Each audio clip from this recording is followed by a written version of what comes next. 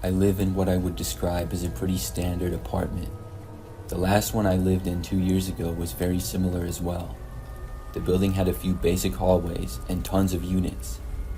I had a parking space in the underground garage, and there were several apartment buildings in the complex. It was like right in the middle of my lease when I had been living there for about 6 months when some weird things happened. My apartment was on the second floor of the building, kind of towards the end of a hallway. One night, I was awoken to the sound of banging on my door. This happened to be a Friday night at about 3 o'clock in the morning. Somebody was repeatedly banging on my door, and it seemed about as loud as they could. I just laid there in bed and waited for it to stop.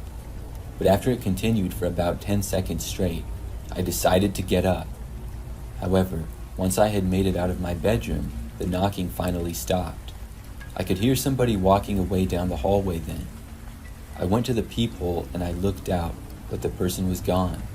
I didn't really want to open the door and look out into the hallway, so I didn't. I just went back to bed and didn't hear any more knocks. The next day, I was thinking about it, remembering being woken up at 3 o'clock in the morning. I figured at that point it was probably somebody who was coming home drunk from the bars or something. It made perfect sense, because it had been a Friday night, and they probably got back and just started banging on a random door, either just to mess with somebody or because they accidentally went to the wrong place. So I really wasn't that concerned about it. However, at some time the next week, it happened again. Once more, I woke up to someone pounding on my front door. I had a bad feeling about it, not knowing who this was. I didn't really know any of my neighbors. I wasn't sure if it was one of them or somebody else that was random. This time, I did not get up. I just waited for the knocking to end, which took maybe 10 or 20 seconds roughly. When it finally ended, I stayed up for almost another hour because I really wasn't that tired anymore. I was finally able to get back to sleep a while later, but this was pretty annoying. Several nights went by before it happened again. This time, it was a little earlier though. I was still awake and in my living room watching TV. All of a sudden, there was a knock at the door. It seemed normal at first, but then it turned into a loud bang. I was so confused. I really didn't want to get up, and I stayed on my couch. The knocking on the door lasted for the usual 15 seconds or so, and then it stopped. This time, I once more heard the person walking away, and the rest of the night, I didn't hear anything more. Nothing strange happened for a few weeks after that. I had almost forgotten about the whole ordeal, but then randomly, it happened again. This time, once more, I was already awake and in the living room. It was pretty late though, and was after midnight. As I sat on the couch in my living room, I heard this loud pounding on my front door. It was crazy just how hard this person was banging on it. I stayed where I was like usual. This time, it seemed to last a little bit longer though, like maybe around 30 seconds. Then I decided to get up and look. I walked over to the door, and it was like the person heard me. When I got within a couple of feet of the door, the knocking stopped, and I heard them walking away. I looked through my peephole and saw no one. This time, I opened up the door and looked out into the hallway. When I did, I actually saw someone. There appeared to be a man walking away, but I only saw his back. He did not turn around and look at me or anything. The man was walking quickly, and I only saw him for maybe 5 seconds. Then he reached the door that led to the stairs and opened it, and then he was gone. I went back inside after that. For the entire rest of the time that I lived in my apartment, I never heard any more knocking. I don't know who that guy was. I didn't recognize him. Why he chose to always knock on my door, I also don't know. It really gave me the creeps though.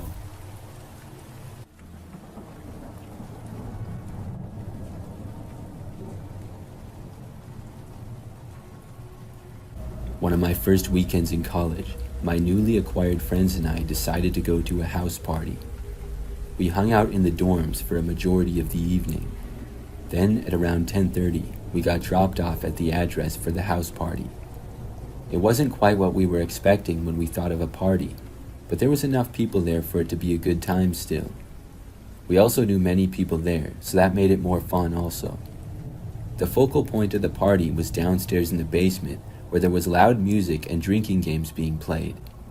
Personally, I wasn't interested in playing any of the drinking games, so the party was a little boring for me. But I stayed downstairs and hung out with my group of friends. Eventually, though, I got really hot and wanted to get out of the basement and grab some fresh air. My plan was to go outside the house for a bit into the cool night. But on my way out, I walked through the upstairs living room area where there was a couple people hanging out on the couches talking. I recognized a girl on the couch in the living room. She sat near me in one of my classes. I decided to go talk to her and say hi. It ended up being a great conversation, and I sat down on the couch with her and we talked for a while about school and other random stuff.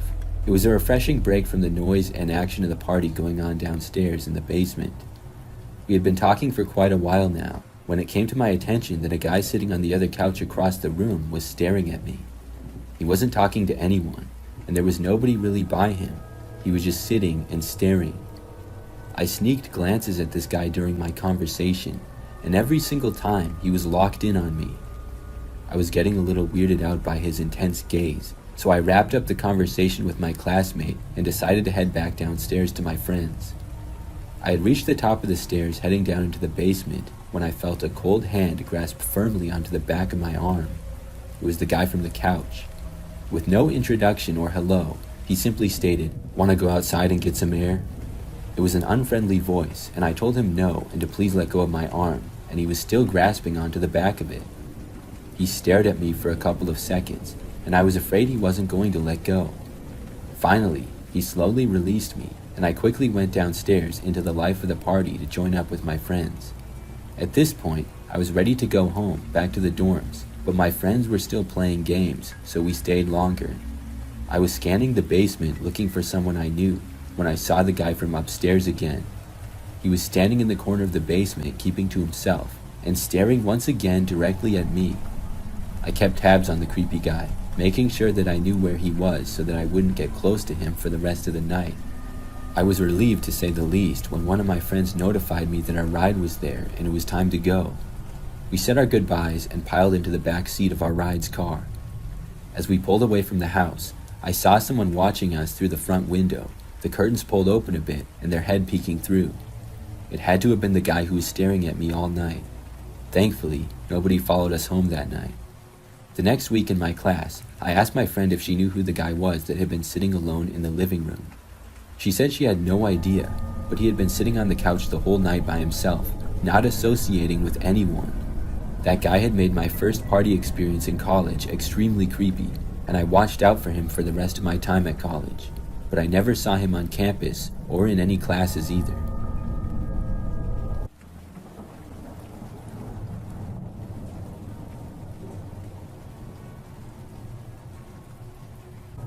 This is something that happened just last year. So I live in a pretty average house with my wife. We just got married 2 years ago and moved into a suburban neighborhood. It's been a great place to live, and we're friends with most of the neighbors. On this night in particular though, my wife was out with friends, so I was home by myself. I was just sitting on the couch watching sports on TV in the living room. At probably like 10-something p.m., I recall hearing noises from the back side of the house. They sounded like they were coming from outside, and the living room is at the front of the house, so the opposite side. I couldn't hear real well, but it sounded like somebody may be in our backyard. I got up to go and look, and I walked out past the dining room and then into the kitchen. When I got there, the first thing that I saw out the back window was a man standing right in the middle of the yard. He was wearing black pants and a black sweatshirt and had dark hair. He was also wearing sunglasses despite it being nighttime. The guy was just kind of standing there, and it was really creepy. Our backyard is also not that big. It's completely fenced in, and it borders our other neighbors' yards on all sides. There's a patio right outside our sliding glass door, and then the rest of the yard is grass. There's only a couple of trees, so it's pretty open. The guy stood there and then faced me, probably noticing me coming up to the window. I half expected him to run out of the yard upon being discovered, but he didn't. He just faced me and kept looking in my direction. This made me kind of nervous, but still, I wasn't really that afraid of the guy. So I walked over to the sliding door in the back, now probably like 30 feet away from the guy. I opened it just a crack with the man watching me the entire time. I yelled at him to leave now and get out of my yard. At first, he just stood there, still looking at me. I didn't know if he was going to just stay there, charge at me, or do something else. After I yelled at him again, I threatened to call the cops. This time, the guy turned and then jogged over to the end of my yard. He hopped the fence and then went into our next door neighbor's backyard. I was glad that he was gone, but now realized that he was in our next door neighbor's property. I didn't want him to break in there or something, so I decided to give them a call and then call the police. I dialed the neighbors and he answered. I told our neighbor about what happened and he went and looked into his backyard, but he said he didn't see anyone. I told him to stay alert and that I was calling the cops, and then I got off the phone with him and dialed 911. After hearing that the guy was not in the neighbor's yard, I figured that maybe he had hopped their fence too and went elsewhere. Still, I went through with my call to the police, telling them that somebody was prowling around the neighborhood and stuff. They said that they would come down and check it out. So then I went back into the living room. I was wondering who this guy was and what he had been doing. Well, not even a minute later, I heard somebody trying to open the sliding door that we had in the back. I got up and went to look. The man was back and he was repeatedly trying to open the door. He saw me and then knocked on it. It was really creepy. I yelled that I already called the cops and they were on the way. The guy did not immediately leave, but I left the room and went out of his sight. He didn't try opening the door again though, and I didn't go back over there until the police arrived. When they did, sadly, the man was gone. They looked around the area for a while. Unfortunately, I don't think that the man was ever found. I'm not sure exactly what he was doing other than trying to break into homes, I guess. I'm hoping that he never comes back.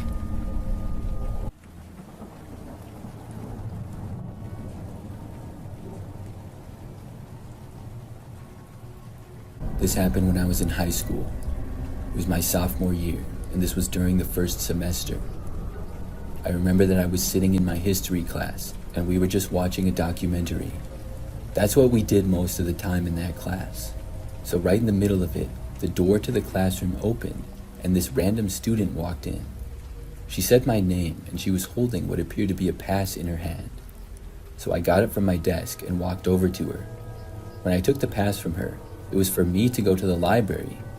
I was confused at first because I was not aware of why I had to go to the library, and I had not been expecting to get any kind of pass at all that day.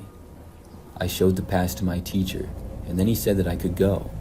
So I left the classroom and headed out into the hallway. Now, class was about halfway over at this point. The library was basically on the complete other end of the school and was usually very quiet. So I remember walking there, and maybe 2 or 3 minutes in, I heard over the school speakers that we were having a lockdown. Right when I heard this, I wasn't sure what to do. I could try to go to the library, or I could try to go back to my history classroom. It would be a couple of minutes either way. I decided to go to the library. But as I was walking, maybe 30 seconds later, I saw a classroom and I knew that one of my friends was in that class. It was also a teacher that I had later on in the day. So I had the idea to stop and go to that classroom. When I went to the door, I knocked on it, and the teacher was very quick to open the door and let me in. Then I joined that class in huddling towards the back corner of the room. The lights were off, and things were really quiet for the most part. There was a little bit of whispering, and nobody seemed to know what the lockdown was about.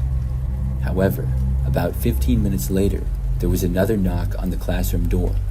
I think most of us in the room got nervous when we heard it. The teacher went to the door, and soon opened it up. I heard the voice of our vice principal. Then I heard my name get called.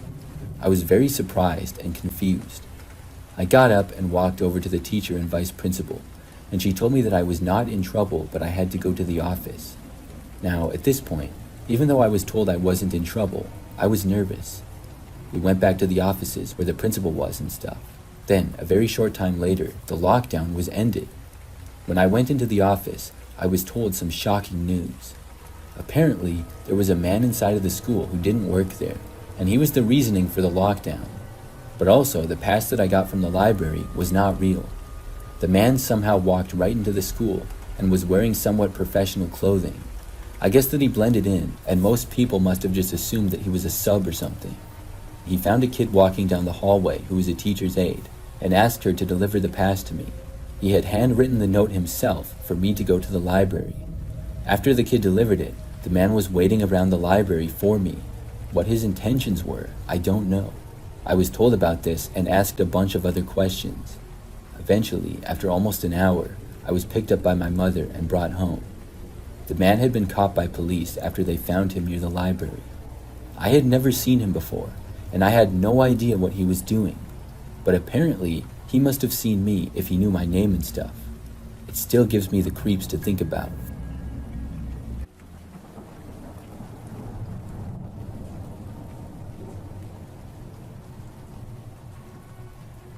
This happened just last year. I'm a pretty average guy for the most part. I work a job and I have my own little apartment near the city. One day I was added by a seemingly random girl on Snapchat. This is not something that happens very often.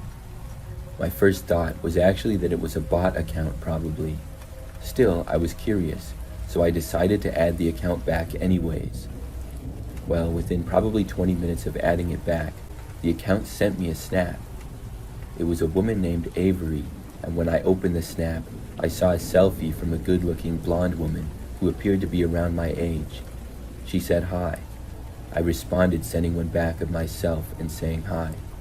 She then typed in the chat instead of sending back another picture. Avery told me that she didn't know if I knew her or not, but she went to my gym and occasionally saw me there. I would work out every day at usually around the same time, which was right after I got off of work. There were lots of regulars that I would see at the gym, as well as other people who I did not know. A lot of people went there and it was a pretty large gym. However, I never really talked to anybody there before and wasn't friends with anyone. I thought about if I had seen her before, and I didn't necessarily remember her exactly, but I thought maybe she looked kind of familiar. She also told me that she wanted to talk to me at the gym, but didn't want to bother me. We got to talking, and it seemed like she liked me. She was very nice, and we had a few things in common. I tried to look her up on Instagram, but I couldn't find any results. There were a few accounts that possibly could have been her, but I didn't know her last name. I couldn't really find anything. After talking for 2 days on Snapchat, Avery asked me if I wanted to meet up sometime. I agreed and said yes. Avery said that she worked at a local bar which was downtown in our local city. She said that I should come and meet her after work that night, and said there was a park right across the street from the bar and we could go there. I agreed, and she said that she got off at 9 p.m. I didn't really think at the time that it was strange to hang out in a park at nighttime. Looking back, it was kind of weird, but I drove to the park and got there. When I did, I went into the parking lot and saw that there was just one other car. I didn't know if this was Avery or not because I was a couple of minutes early. I texted her, but did not immediately hear back, so then I just waited. But after 10 minutes, I was wondering what she was doing. Then she finally texted me back, saying that she was in the park and I should join her. It just seemed sketchy. I told her I was in my car, and I never saw her driving there, and now she was just in the park? The only thing that would make sense is if the other car belonged to her. I had a bad feeling though. For a moment, I didn't know what to do, and I thought about just leaving, but I decided to stay. However, about a minute later, I saw somebody get out of the other car that was there. It was a man wearing a hooded jacket. He began walking over in my direction. I did not know what he wanted or what was going on. So the guy walked all the way over to me, and when he was approaching my window, I just took off.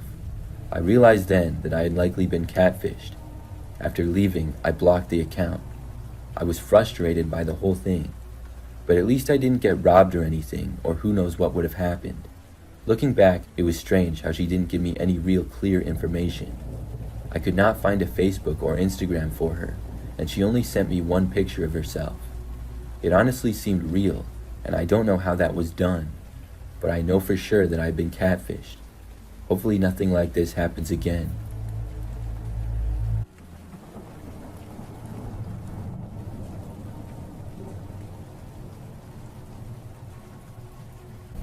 This story takes place back when I used to drive a delivery truck for UPS a couple of years ago.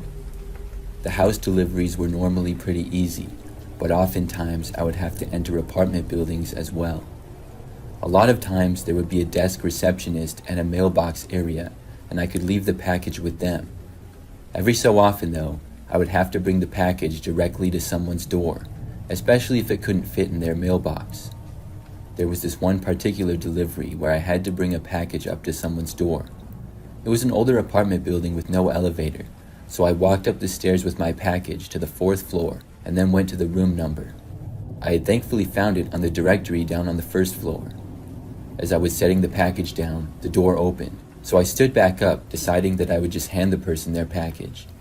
The man who had opened the door had on a muscle shirt with holes in it, whitey-tighties, and nothing else. I was considerably perplexed by the image that was in front of me. To avoid staring at this nearly naked man, I averted my gaze into his apartment. The scene that was before me was quite disturbing. There were multiple bottles of beer as well as wine on the living room table, and in the dimly lit room, I saw what appeared to be a woman who was naked and sleeping. The man, who clearly saw I was staring into his apartment for a quick second, hurriedly slammed the door shut in my face. I wasn't quite sure what I had just seen. During the long walk back down the stairs to my truck, I was pondering what was going on in that apartment. To me, it seemed like potentially something very wrong was going on, but I also thought that it was possibly the man's wife who had passed out or something. I was still thinking about this scenario when I got into my truck and prepared to drive away. As I was pulling away from the apartment building, I saw the same man who I had just given the package to. He was outside the front doors of the apartment, crouched down next to a bush hiding, but he wasn't doing a very good job of it. This further added to my suspicion, so much so that once I had pulled away, I called the cops, letting them know what I had seen. Later that week, I found out that the police had indeed went to the man's apartment and stopped a potential case of the woman being drugged and violated. I suppose that the man had followed me out of the building to see if I would make a phone call at all while I was leaving. I can't imagine what the man would have said or even done to me if I had decided to call the cops as I was still walking out of the building. That was by far the eeriest situation that I've ever been a part of while I was a UPS driver.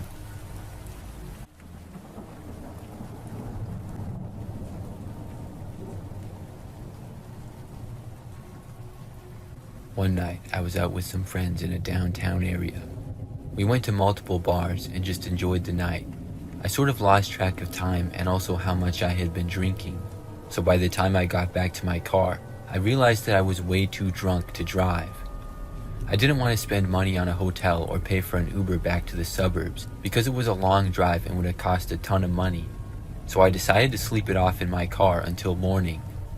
I found the closest empty parking lot I could find, which was a small lot near the riverfront. It seemed like a nice enough area and I figured it would be okay. After getting some clothes from the trunk to use as a pillow and cracking the windows just enough for air, I got as comfortable as I could in the back seat. I was able to fall asleep very quickly. A few hours later, I woke up to a tapping on my window. My first thought was that it was a cop going to bust me for sleeping there, but when I squinted out the window, I saw a figure standing right up against the glass. The light from the street barely hit them, but I could make out someone in a hoodie standing right up near my car. I tried to play it cool, thinking maybe they'd go away if I didn't react, but then they started circling my car, slowly dragging their fingers along the glass. They stopped at the driver's side door, and I heard them try the handle. I had locked all the doors before falling asleep, thankfully. Next, they moved to the back window where I was lying down, and pressed their face against the glass. I couldn't see their face clearly, just a shadowy outline of eyes staring right at me. I didn't move, barely breathing, hoping they'd get bored and leave. After what felt like forever, they stepped back, but I didn't hear them walk away. I stayed frozen, trying to figure out if they were still there. Finally, I worked up the courage to sit up and peek out the windshield. There they were, standing about 10 feet in front of my car, just staring, not moving. I grabbed my keys as quickly as I could and started the car, my hands shaking the whole time. The second the headlights flicked on, the person bolted and ran off into the darkness. I didn't stick around to see where they went. I drove until I found a busy, well-lit gas station. I pulled in, locked the doors, and kept my headlights on. I stayed wide awake, trying to shake off the adrenaline. I just sat there in my car, scared, until I felt like I was good enough to drive back home. That scene is still stuck in my mind. Every time I drive past or into downtown now, I find myself glancing in the rearview mirror, half expecting to see that figure again.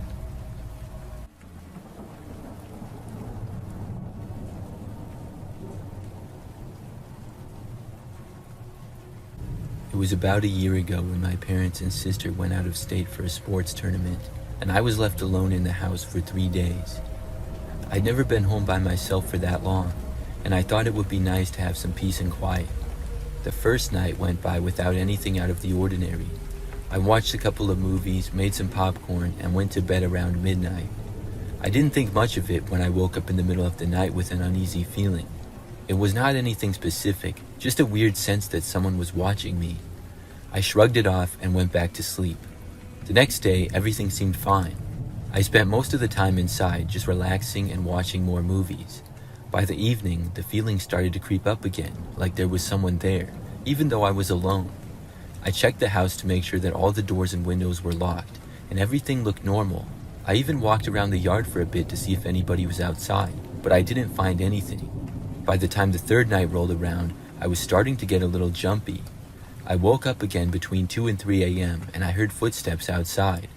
It wasn't anything loud, just faint footsteps like somebody was walking on the gravel path outside. My heart started to race a bit, but I convinced myself it was probably just an animal, maybe a raccoon or something. But I couldn't shake the feeling that I wasn't alone. I couldn't fall asleep again, so I grabbed my shoes and flashlight, and I went outside to check things out and ease my mind. I walked around the house, shining the flashlight around, but there was nothing. I was starting to feel stupid about going outside alone in the middle of the night when I heard something from the woods behind the house. It was faint, but it sounded like a branch snapping, like something was walking through the trees. I don't know what made me do it, but I walked towards the sound. As I got about halfway from my house to the edge of the woods, I heard a loud, blood-curdling scream. I don't know if it was an animal or human, but it's a wild area behind my house, and it could have been a fox or a mountain lion. Either way, I freaked out, ran inside, and locked all the doors and windows. I peered through the curtains, trying to see if I could spot anything or anyone. I opened the curtains to a man standing close to the window, staring directly at me. As soon as he saw me, he turned and sprinted towards the woods. I didn't sleep for the rest of the night, so I stayed up and watched more movies, and thankfully nothing else happened that night. When my parents came back the next day, I didn't tell them what happened. Since then, I've been home alone 5 more times, and I've never seen the man again. I don't know what he was doing, and if the scream I heard was related to him or not, or just a coincidence from an animal, but it was a scary night.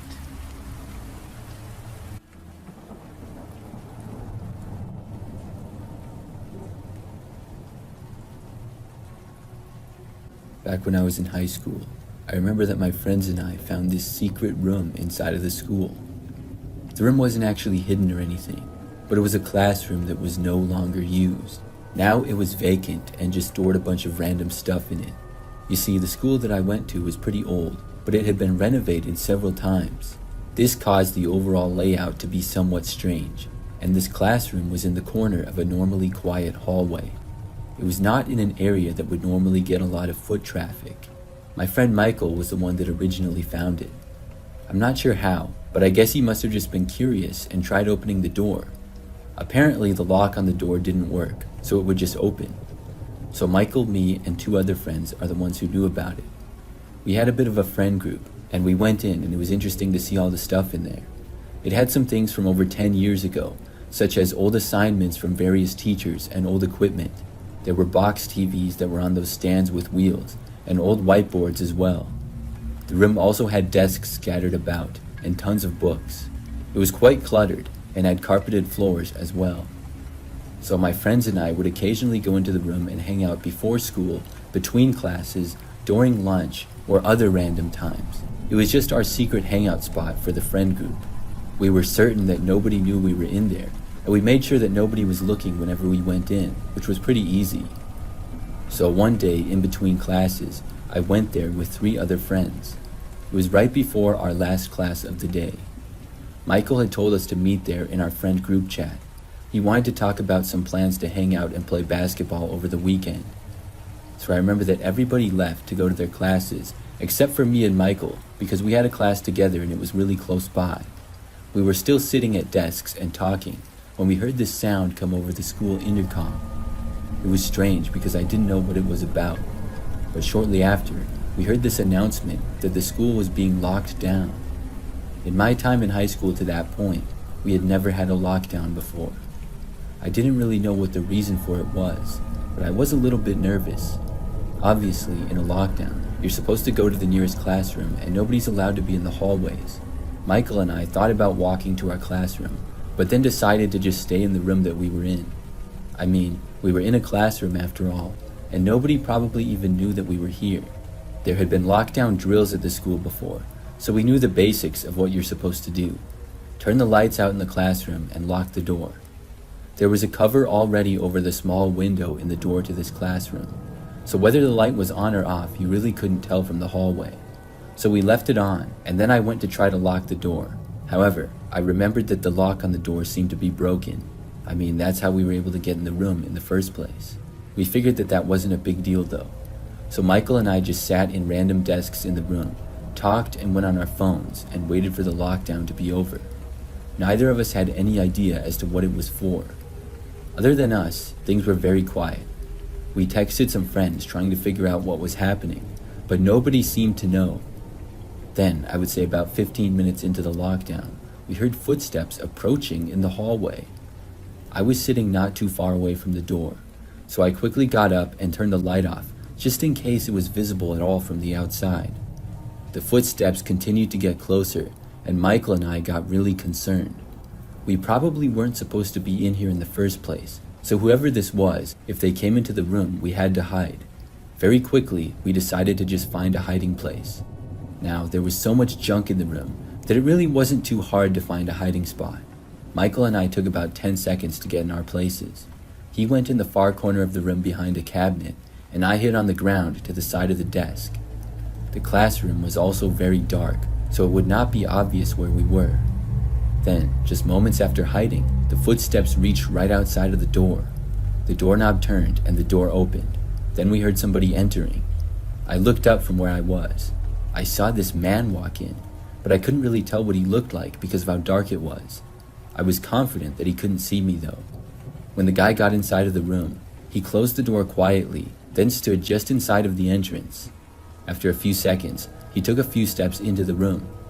Michael and I were both trying to be as quiet as we possibly could. I literally held my breath for a while before breathing as quietly as possible. The man was just standing around a few feet inside the room for a while. This went on for maybe 5 minutes. I wasn't sure who this guy was, if he worked for the school, or if he was possibly the cause of the lockdown. He didn't really seem like a teacher, and I didn't know why he would enter this room, so I was starting to think that it was the latter. Then, out of nowhere, Michael made a sound. I think that he just moved slightly. I'm not sure why, but you could just barely hear it because of how quiet it was. When this happened, I heard the man in the room suddenly move a little bit. Then he spoke. The guy said, "What was that? Is somebody in here?" My heart started beating like crazy, but I didn't move or make a sound. Michael did the same. After a few moments of silence, the man called out again, asking who was there. He sounded aggravated and even kind of nervous. Then he shouted, asking if anybody was inside of the room. Michael and I did not make a peep. Then we heard the man quickly walk to the doorway, and the door opened up seconds later. Then the man left. I let out a huge sigh of relief, and I'm sure that Michael did the same. We stayed in our hiding places for a while though, just in case the man were to come back. Probably about 20 minutes later, there was an announcement that the lockdown was over. We felt much better. We then left the classroom and went to our final class of the day. Later after school, we were able to find out that the lockdown was caused by a suspicious man inside of the school. Based on what I heard, I'm 100% certain that the man that entered the classroom we were in was the same guy. He must have been trying to find a place to hide, and we were already in there. Apparently, Michael must have scared him off. I'm really glad that the guy didn't try to find us or anything, and just left.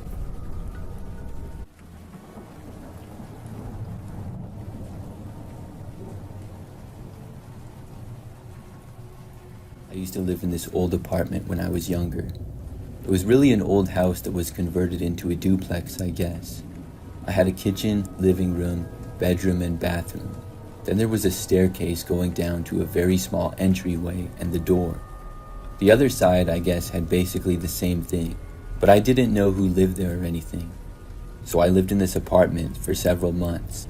It was cheap and pretty close to my work. Other than that, it was nothing special. I never knew anything strange to happen over the course of the first month that I lived there. I pretty much would be at work a lot, but when I was home I never had any problems. But then there were a few nights where I realized I was waking up in the middle of the night. I just know that I woke up and then went back to sleep pretty much right away one time. Then, another time, I woke up to what I thought was a noise, but I didn't hear anything more after waking up. I remember sitting up in bed and listening closely, but did not hear anything at all. So eventually, I just went back to sleep. This was strange because I normally slept really well and never woke up in the night. These were situations that I didn't even necessarily remember during the next day. But then when I woke up in the middle of the night for a third time in about a week, I was sure I heard a noise and I found it really strange. Once more, I sat up and listened, but I didn't hear any more noises. I couldn't figure out if I was dreaming the noise or if it happened when I was awake. It just seemed pretty strange. But after a while of nothing again, I finally fell back asleep. I wasn't really sure what was going on or what was the cause of me waking up. But then, one of the very next nights, I remember that I woke up again. I don't really remember hearing any noises, but I also was wide awake immediately after waking up, which was weird. I didn't sit up, but rolled over to my other side. I was looking in the rest of the room, which was completely dark, but I then heard a small creaking sound. It was as if my bedroom door was being opened slowly. I looked over and saw that it was. Then I saw somebody suddenly enter the room from the doorway. It was a man, but I couldn't make out any details. The guy took a step into the room, but did not advance any farther. I was literally too scared to move. It was so dark that I'm not sure if he knew I was awake or not. The man then took out some sort of camera and took a picture of me. Then he disappeared back behind the doorway, going into the hall. I honestly couldn't believe it. I didn't know what on earth was happening. Then I heard some creaking from the floor in the hallway, and I heard a noise like a door being opened and closed. It was quiet but noticeable. After that, everything went completely silent again. I sat in bed without hearing anything for probably the next 10 or 20 minutes. I wasn't sure if I was being robbed or what, but I hadn't heard any noises in a long time. I finally got up and walked around my bedroom. There still was no other sounds, and then I left and went out into the hallway. I turned on a light and did not see or hear anything. Then I went around every room slowly and looked around. My place really wasn't that big, so it didn't take me long to realize that the other person was gone. But when I got to the end of the hallway upstairs, past my bedroom and across from a closet, I realized what must have happened. There was a door leading to my next door neighbors. However, this door I was told was not in use and was always locked. It even had a small table with a lamp on it in front of it, and the door was painted the same color as the wall, so it wasn't really that noticeable. But I knew that had to be where the person had gone. For some reason, the door must not be locked on the other side. After that, I couldn't sleep. I stayed up the rest of the night. In the morning, as soon as I was able to, I contacted the management for my place. I reported what was happening, and I started looking for another apartment immediately. The next few nights, I stayed at a friend's. Long story short, there was a man who lived next door, and he was caught. I'm happy that he never got in my place again after that. The times I had been waking up must have been when he left to go back to his place, possibly when he was closing the door. I will never forget seeing him in my room. It was the creepiest situation that's ever happened to me.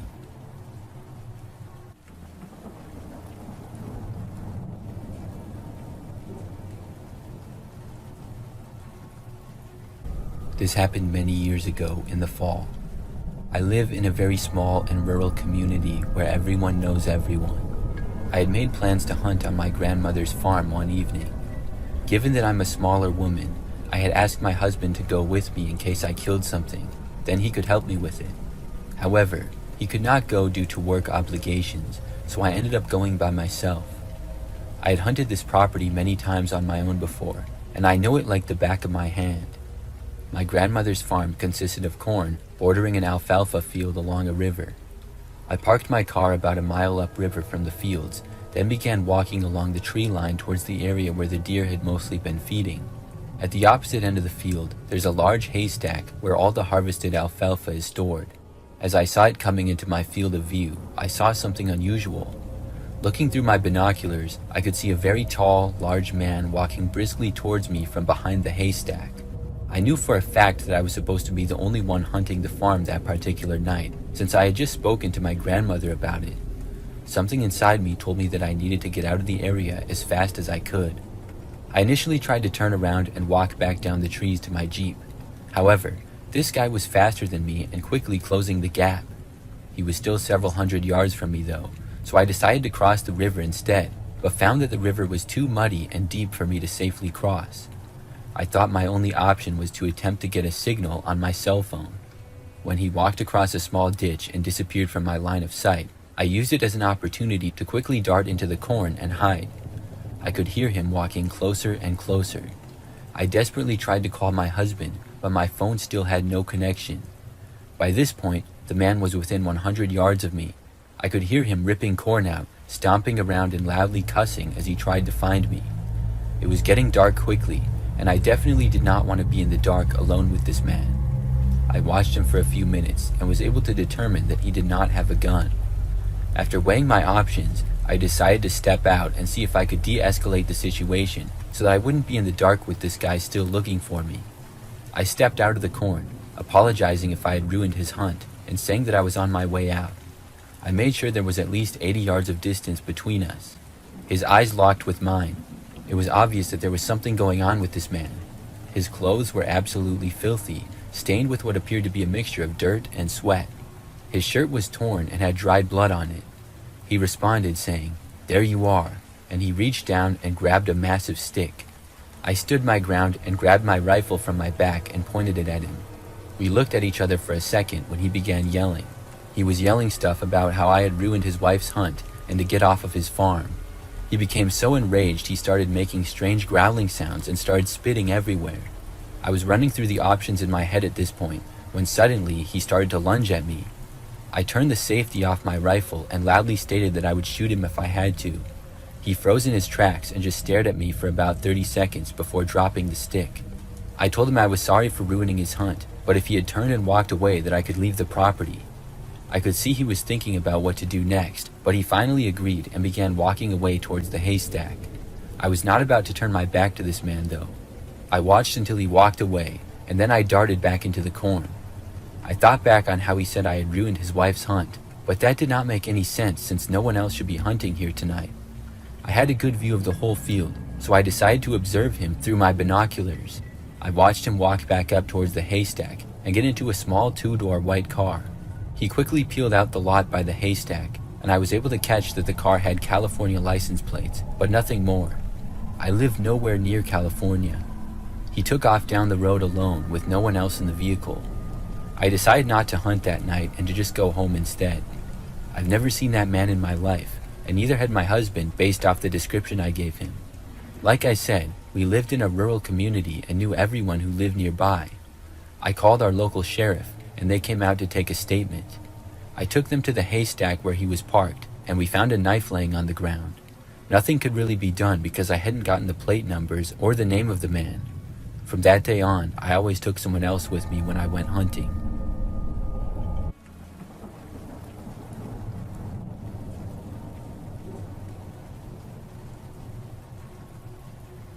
I used to work at Walmart as a cashier.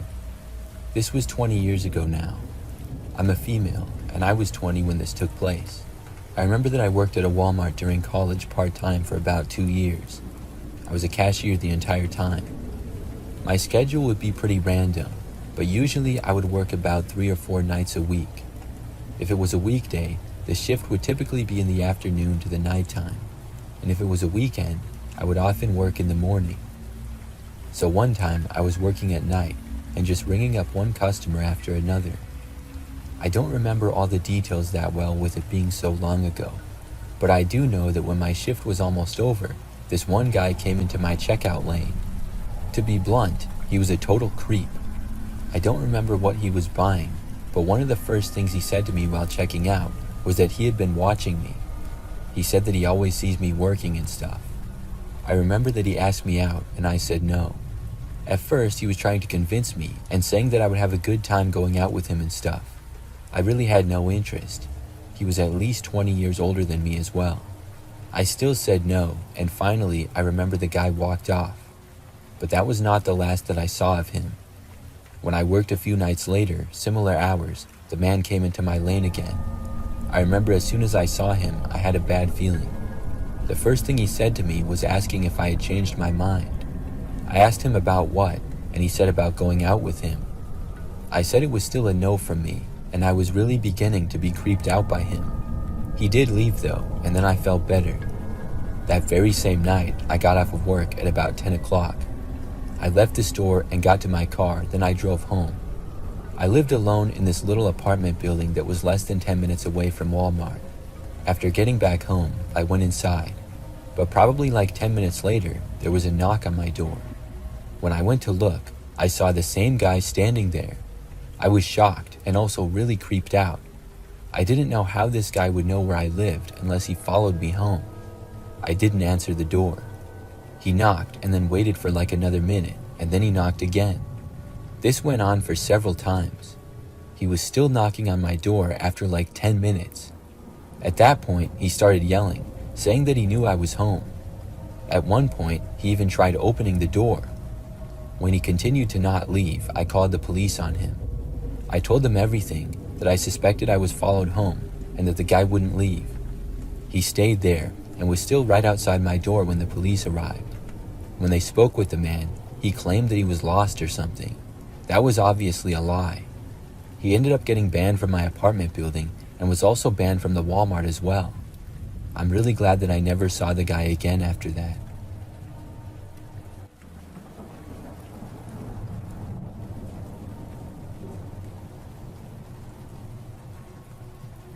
My first year of college, I had gotten close with a group of friends who were into urban exploring.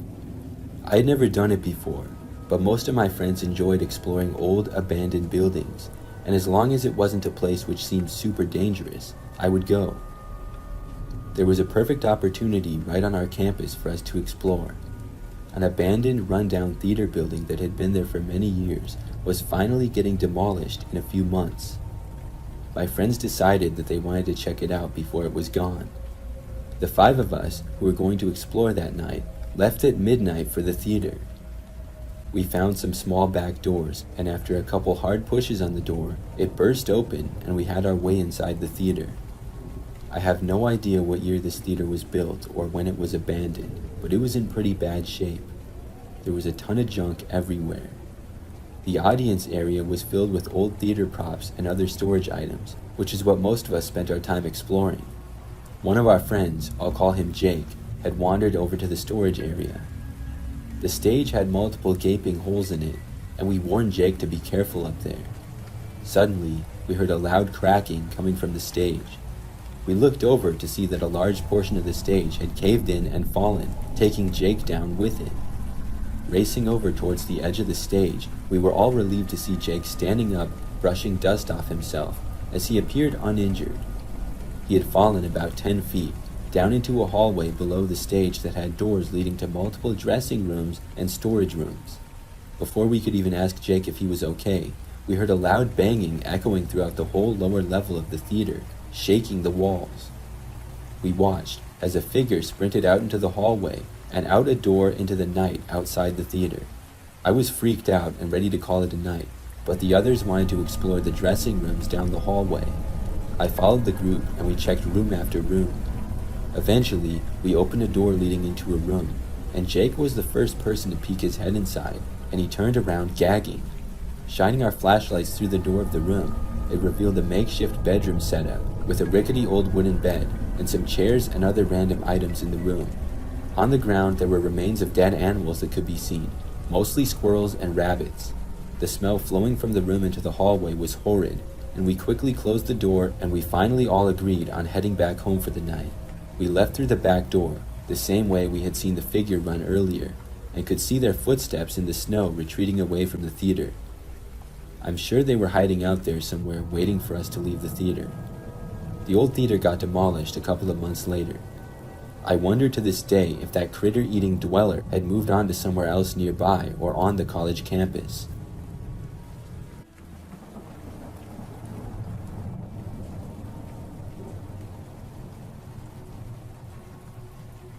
I used to work at a restaurant for a while several years ago.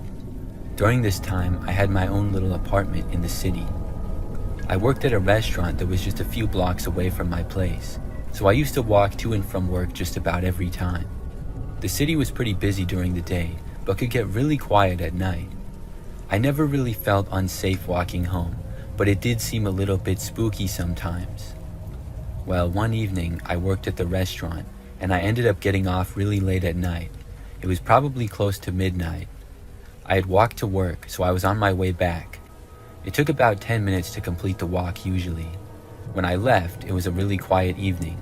There wasn't anybody else out walking, and there weren't really any other cars driving around either. As I made my way down the sidewalk though, just a few minutes in, a car did drive by. It was just a regular 4-door sedan, but I noticed the windows were super tinted. The car was also driving really slowly. It ended up passing me by, and then making its way to the next block and turning. I continued straight.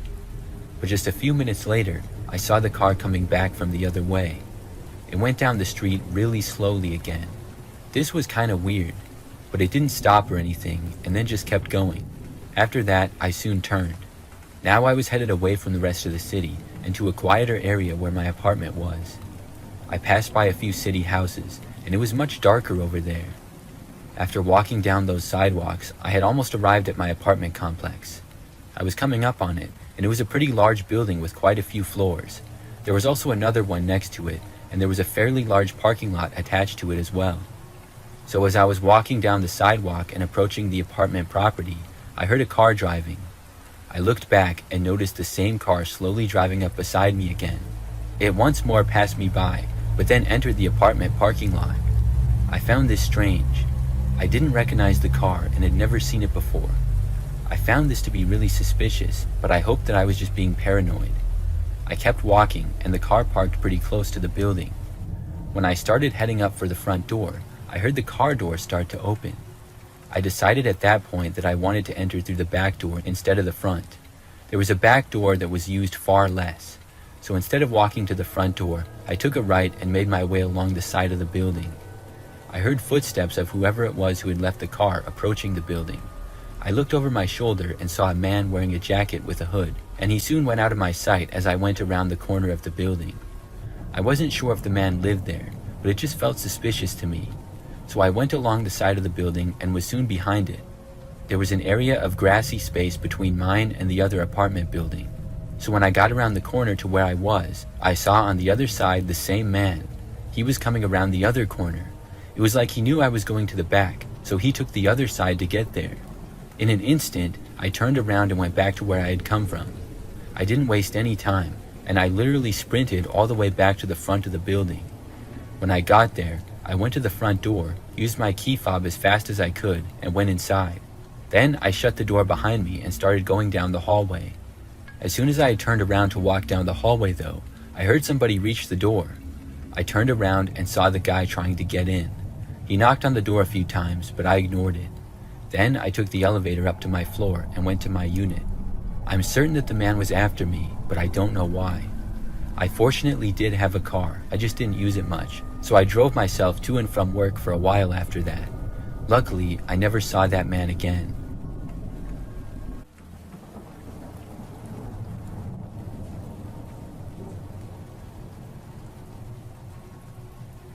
I remember back in my junior year of high school, we went on a field trip for one of my classes. This was a field trip that took up 2 entire school days. We had gone to an amusement park for a science class, which was a lot of fun. I also missed a test for another one of my classes, but luckily my teacher was cool and let me make it up. So we scheduled a time after school the next day for me to make up the test. It was for Spanish class, and the classroom was towards the end of one hallway on the north side of the building. When I got out of school, I walked over to the Spanish classrooms. My teacher, Mr. Jordan, was in the classroom, and a couple of other students were there as well. I'm not sure what exactly the other students were doing there. I think they might have been making up an assignment or something like that. Mr. Jordan handed me the test when I got there, and he told me that I could take the test in another room. He said the students were going to be talking to him in his classroom, and he didn't want them to distract me. So he had gotten a key to a nearby Spanish classroom of Mrs. Aceves and said that I could take the test there. So we walked over to the classroom of Mrs. Aceves, and she was already gone for the day. Mr. Jordan told me that he would be in his room if I needed anything. Then he told me good luck and left. I sat down at a random desk and then started the exam. Spanish was a class that I was decent at, but I wasn't expecting to ace the test or anything. However, as I went on with it, things were going really well. I was feeling confident about my answers until when I was almost done, I heard suddenly the school was having a lockdown. Of course, this was strange, partly because it was after school hours. I didn't know that schools had lockdowns when school wasn't in session, but I guess it makes sense. So anyways, I didn't really know what to do. I could stay there in Mrs. Aceves' classroom, or I could try to go back to Mr. Jordan's room, which was just around the corner. After debating it for a moment or two, I decided to go back to Mr. Jordan's room, so I got up and left the classroom. Mr. Jordan's room was literally right around the corner, like 50 feet away. There was only one classroom separating the two. So after I got out into the hallway, I walked over to Mr. Jordan's room. When I got there, I tried opening the door, but it was locked. I was expecting him to come over and open up the door, but literally right after I tried opening it, I heard a noise behind me. It was footsteps, and somebody was walking from around the corner past Mrs. Aceves' room. It was some random woman who was clearly not a student or a teacher. She had really messed up hair, and I just knew right then that this lockdown must have been caused by her. The woman started just walking towards me. Without any more time to wait for Mr. Jordan, I started walking away farther up the hallway. When I did, I saw the woman start to walk after me. She was really creeping me out, and I had no idea what she was doing here. As I walked through the hallway, it was completely silent and nobody else was around. I started walking faster, but could hear the woman still behind me. I turned and went into another hallway, and the woman followed. I was continuing to walk faster and faster, and the woman was doing the same. I didn't want to know what would happen if she caught up with me, so I kept going down one hallway after another. The woman was keeping up with me no matter what I did. I didn't want to risk stopping and trying to go to a classroom because I didn't know which teachers were still at school, and basically all the doors were closed as well. So I kept going. Soon, I made it all the way to the front end of the school. I saw the front doors and I went for them. When I made it outside of the school, the woman did not leave after me and she stayed inside. After that, I just ran for my car and went home. I learned later on that the woman was in fact the cause of the lockdown. I'm not sure what she did, but the police were called for her and the school was locked down. Except the police showed up at the entrance that the woman was seen by, which was not the main entrance that I left out of. I guess Mr. Jordan was literally walking to the door to unlock it when I walked away. He let me finish the test the following day after school, and I'm really glad that the woman never caught up with me.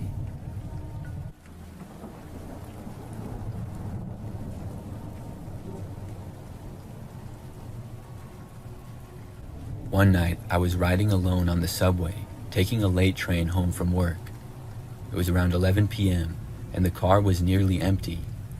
I was on my phone for most of the trip, but I would look up every now and then. Every time I would look up, I'd notice this guy on the opposite end of the train staring at me. He looked about 20 years old, dressed in a hoodie and jeans, nothing that would raise alarms.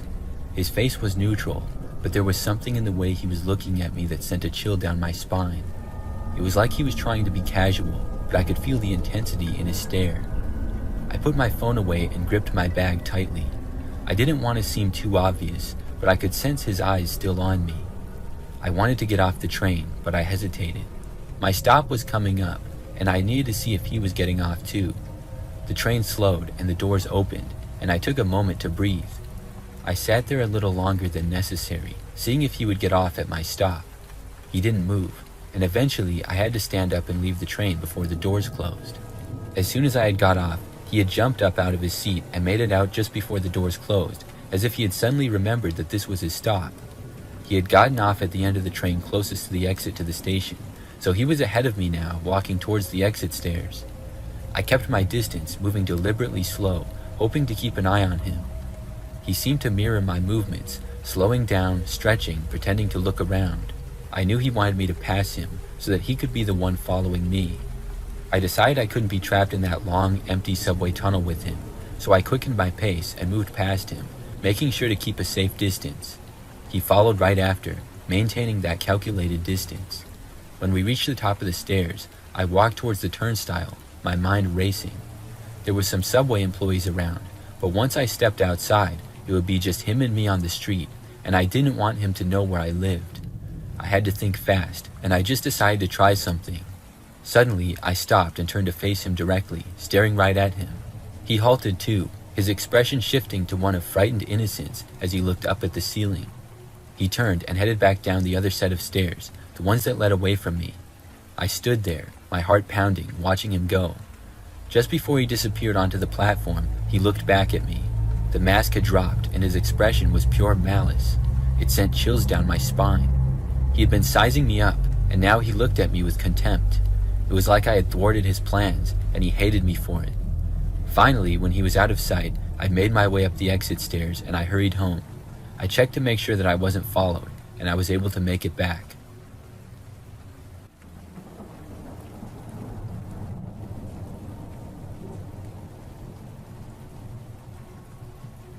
I'm a female, and this is something that happened a while back when I was in high school. It was almost 10 years ago, and this was pretty early on into the school year. So randomly one day, I saw that I got added by somebody new on Snapchat. I looked and it was a guy named Michael something, but I didn't recognize his last name at all. So I did not add him back and I deleted it. Just a few days later, I got added on Snapchat by him again, and once more I deleted him.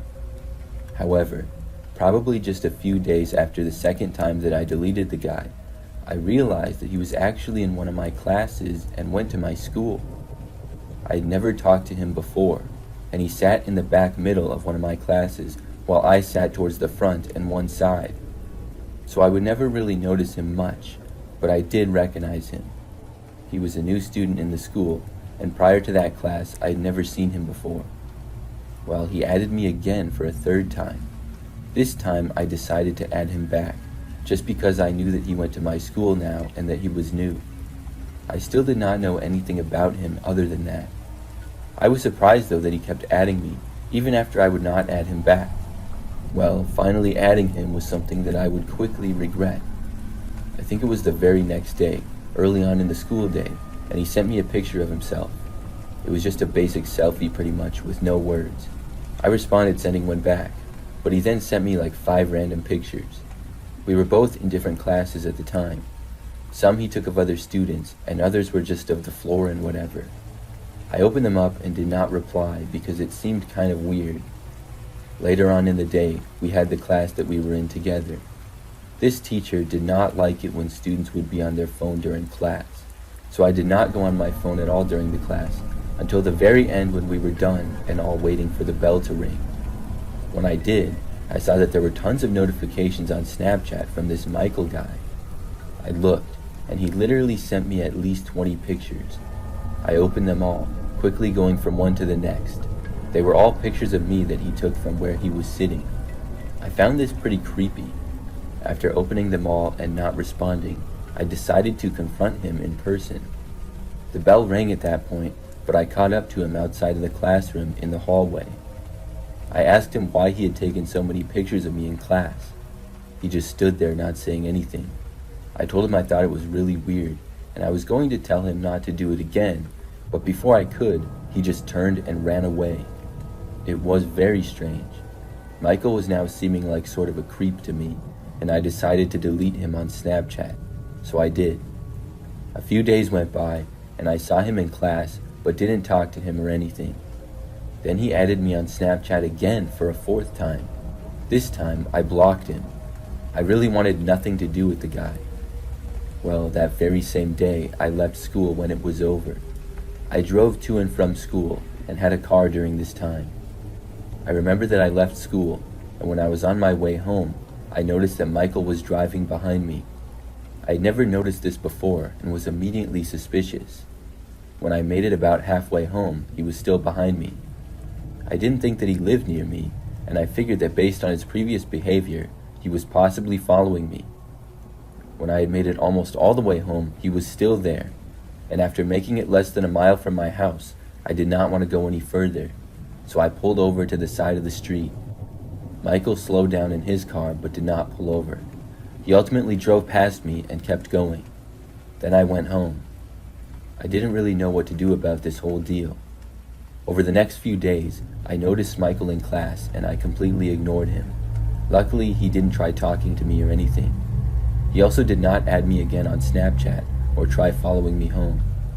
And probably a week or two after this, I stopped seeing him in class.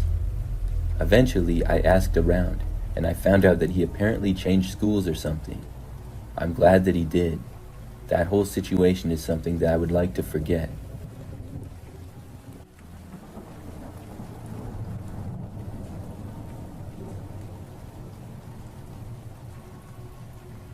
For the last couple years, I've been working at a liquor store. Recently, the management has decided to expand our business by offering a liquor delivery service as well. I ended up being one of the workers whose job primarily switched to deliveries, and I've enjoyed it so far because I now get tips from customers added to my regular pay. I had been doing these deliveries for about a month, and things were going smoothly. All the deliveries were fairly close to our store, and we were getting a lot of deliveries with people trying out our new service. Last week, on a Thursday afternoon, there was a delivery order sent in online that was a bit farther away than the others we normally do. But since it was a slow day, I decided to take it. I packaged up their order, which included a couple bottles of liquor, a case of beer, and a couple boxes of cigarettes. I double-checked that I had everything, and then I was on my way. As I got closer to the destination, I noticed that I was leaving the city, and I was driving into the run-down outskirts of town, where everything was old, and many houses and places were abandoned. Eventually, I reached the destination that the maps had directed me to for the delivery order's address. It was at this point that I became a bit skeptical of this order, because the location where the maps had taken me was a vacant lot. It was a plot of land with very high overgrown grass and shrubs, and in the middle of it all, I could make out the top part of an RV. There was a beaten-down path leading to the middle of what felt like a prairie. I was nervous, but I still felt like I had to bring the order to the RV. I grabbed the box with the alcohol and cigarettes from the back of my car, and I slowly began walking down the path into the tall grass towards the RV. As I approached the door of the RV, I heard some low-volume chatting coming from inside. I didn't even want to knock on the door, so I just called out "Delivery for Mark," which was the name on the order. The voices from inside stopped, and after a quick moment, a man's deep voice called out. He said, "Come on in, the door's unlocked." Normally, we have to check the IDs of the person to ensure that they were over 21, but I was so freaked out at this point that I didn't care. I definitely was not going into that RV, so without even saying anything, I put the box down on the ground where I was standing and hurriedly went back to my car. I got in and drove away as fast as I could. I happened to glance back as I was driving away, and what I saw horrified me. A man had just emerged from the path out of the tall grass. In his one arm hanging down by his side, he was holding a machete, and it was hard to tell for certain, but it looked like it had dried blood stains on it. After that incident, the liquor store created a new policy on the distance of deliveries so that we wouldn't have to drive out to that area again. It was a blood-chilling experience for me, and even still when I do deliveries, I'm extra cautious about it.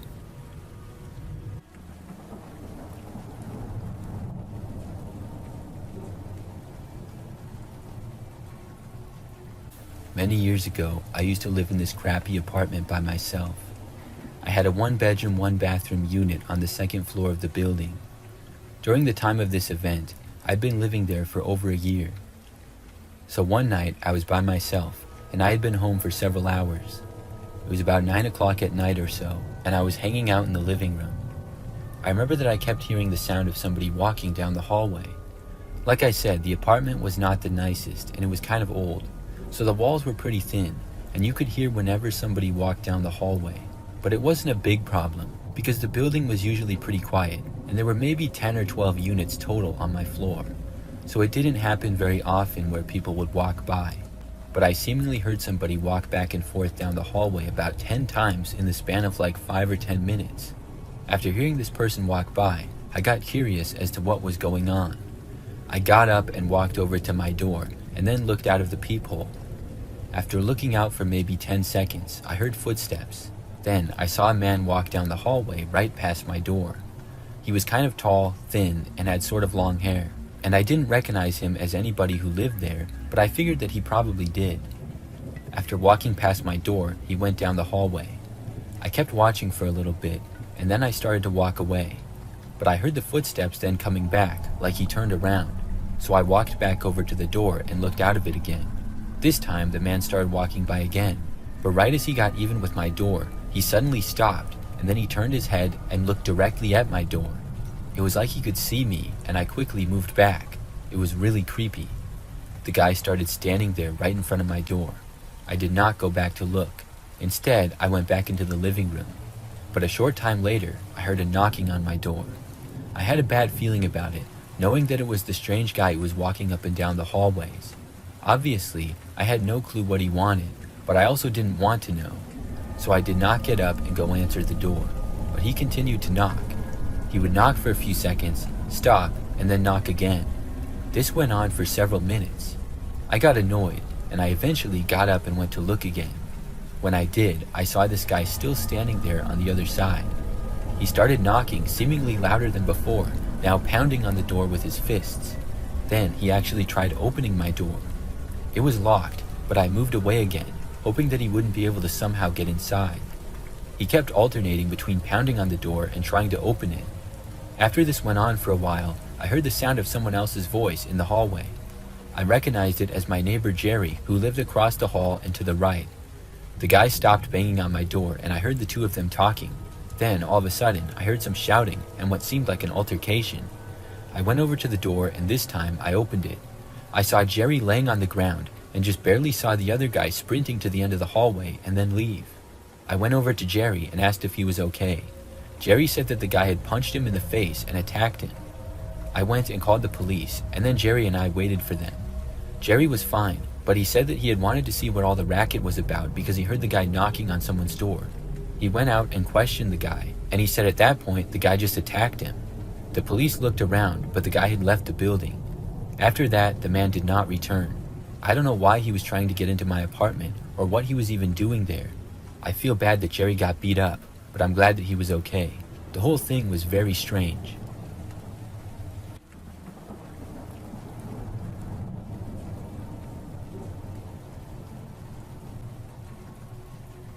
This is a bizarre experience I had a couple of years ago.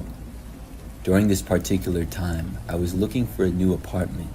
I'd been living with a roommate in this really run-down, beat-up old place. I had recently got a new job and finally had a little money to get a place all to myself, and a place that would be nicer as well. The kind of apartment I wanted did not have to be perfect, but I certainly wanted something better than I currently had. This would only be my second apartment that I ever got, and the first by myself.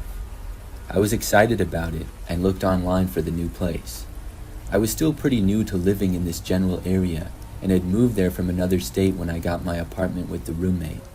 So I went onto an apartment search website, put in my budget and preferences, and looked through the results. After looking at some apartments online, I selected one that I wanted to take a tour of. It seemed like a really good deal and looked decent from the pictures, so I contacted the management for a tour. I filled out some forms and then was ready to look at the place a couple of days later. When the time came for the tour, I drove to the apartment complex, which was maybe 10 minutes away. However, after entering the complex, I was unimpressed, and I realized that I may have made a mistake even by selecting to have a tour. I had pretty much already made up my mind that I didn't want to move here. Overall, the place really didn't look any nicer than where I currently lived. The pictures online were real, but they sure made the place look a lot better. Still, I got out of my car and met the tour guide, which happened to be the property manager and landlord. I think he really did just about everything. We met, and he said that he would give me a tour of the unit because the people had just moved out.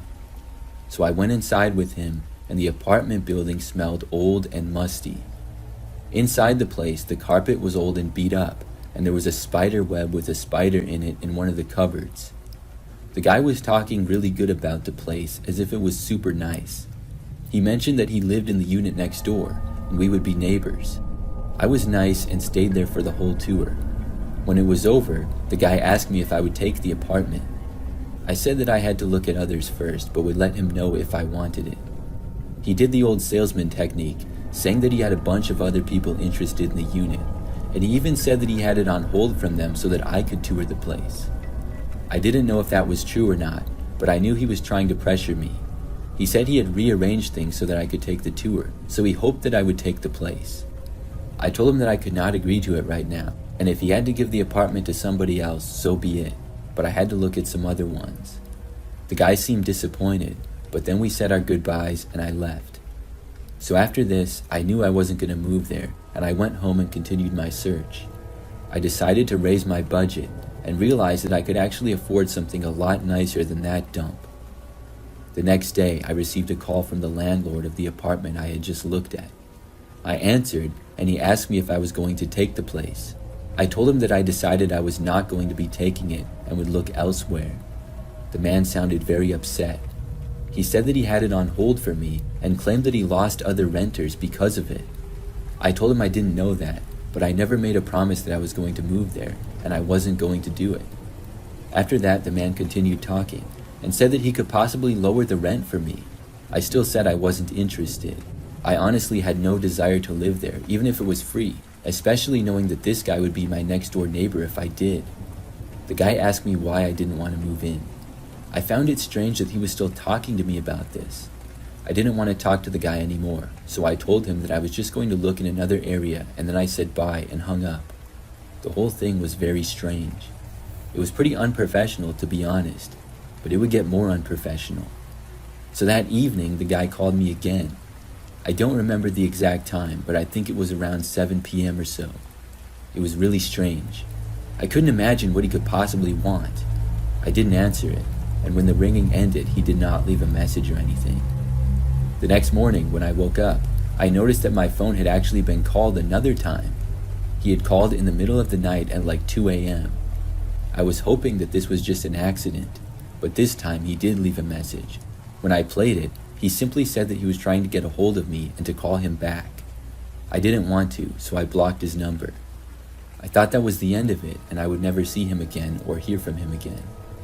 That story is strange enough as it is. But a couple of nights later, I was at home with my roommate. I was in my room, and it was sometime at night, maybe 8 or 9 o'clock, and then there was a knock at the door. I didn't know who it could be, but I was possibly expecting somebody to be there to see my roommate. I knew that I wasn't expecting anyone, so I stayed where I was. But a few moments later, my roommate came to my doorway and asked if I invited a guy over. I said no, and she said that some guy was at the front door. At first, I really had no idea who it could be, so I walked over to the door and looked through. The same guy was standing there. It was the landlord from the other apartment building. I had no idea what he could possibly want.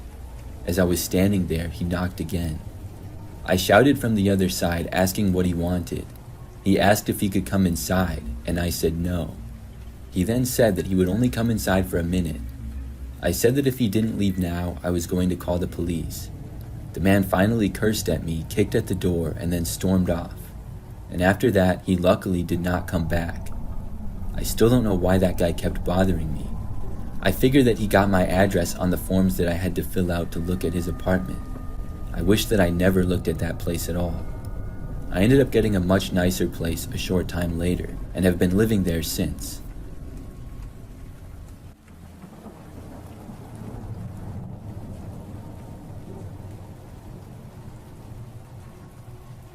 When I was around 14 or 15 years old, I was home alone one afternoon, and I was loving the freedom. My parents had taken my younger brother to a full-day event, leaving me behind. I had the whole house to myself, and I enjoyed it more than I probably should have.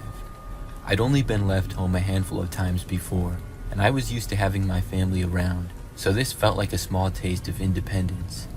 I was bored, and one of my friends was having people over, so I figured I'd swing by. My parents had told me specifically not to leave the house while they were gone, but I didn't think much of it at the time and didn't listen. I grabbed my jacket, threw on my shoes, and headed out. Looking back, I can't believe how careless I was. I didn't lock the door when I left, which in hindsight seems like an obvious thing to do, but I was too excited to see my friends, and locking up wasn't on my mind at all. I was out for a few hours, and when I came back, I knew I had messed up big time. When I walked into the kitchen, I saw that the cabinets were open and stuff on the counters and table had been messed around. I started calling out hello, hoping that whoever had come inside was gone by now. I didn't hear a response, so I began looking around the living room and kitchen to see if anything was missing.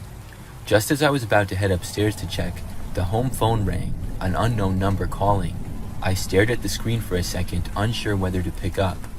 Maybe it was just a spam call or some telemarketer, but I answered it anyways.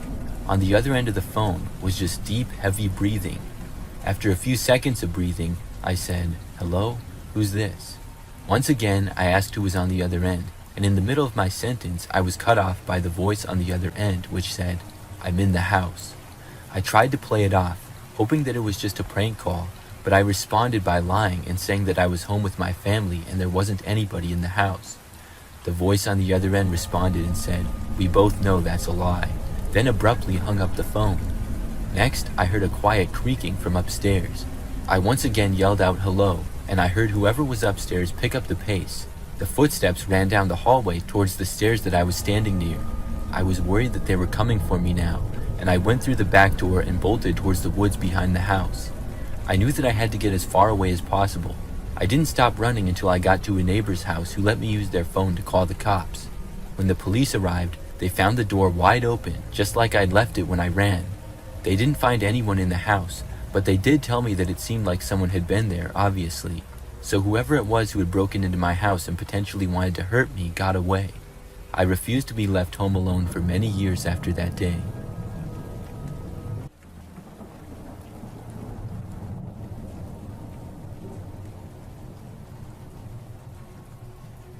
I'm currently a high school gym teacher.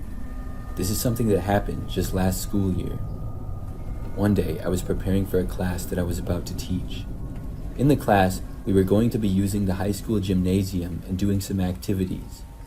For this, I needed to get some equipment such as the orange cones and whatnot. But the school is kind of old, and the storage room for the equipment for some reason is not really that close to the gym. Instead, I have to walk down this really long hallway that's nearby, and there are a few storage rooms towards the end of it. So on this day, I left the gym and walked down this long hallway to the storage room. When I opened up the door, it was mostly dark inside of it. Now, these storage rooms are very cluttered. Things are not organized the best, and there are several shelves and other things in there, so it's kind of big. After getting inside, it was very dark. I didn't even bother to turn the light on though, because I knew exactly what I needed and where it was. However, after taking a couple of steps inside, suddenly I heard a noise. The next thing I knew, one of the equipment shelves was falling over, right on top of me. After landing on me, basically everything fell off the shelf.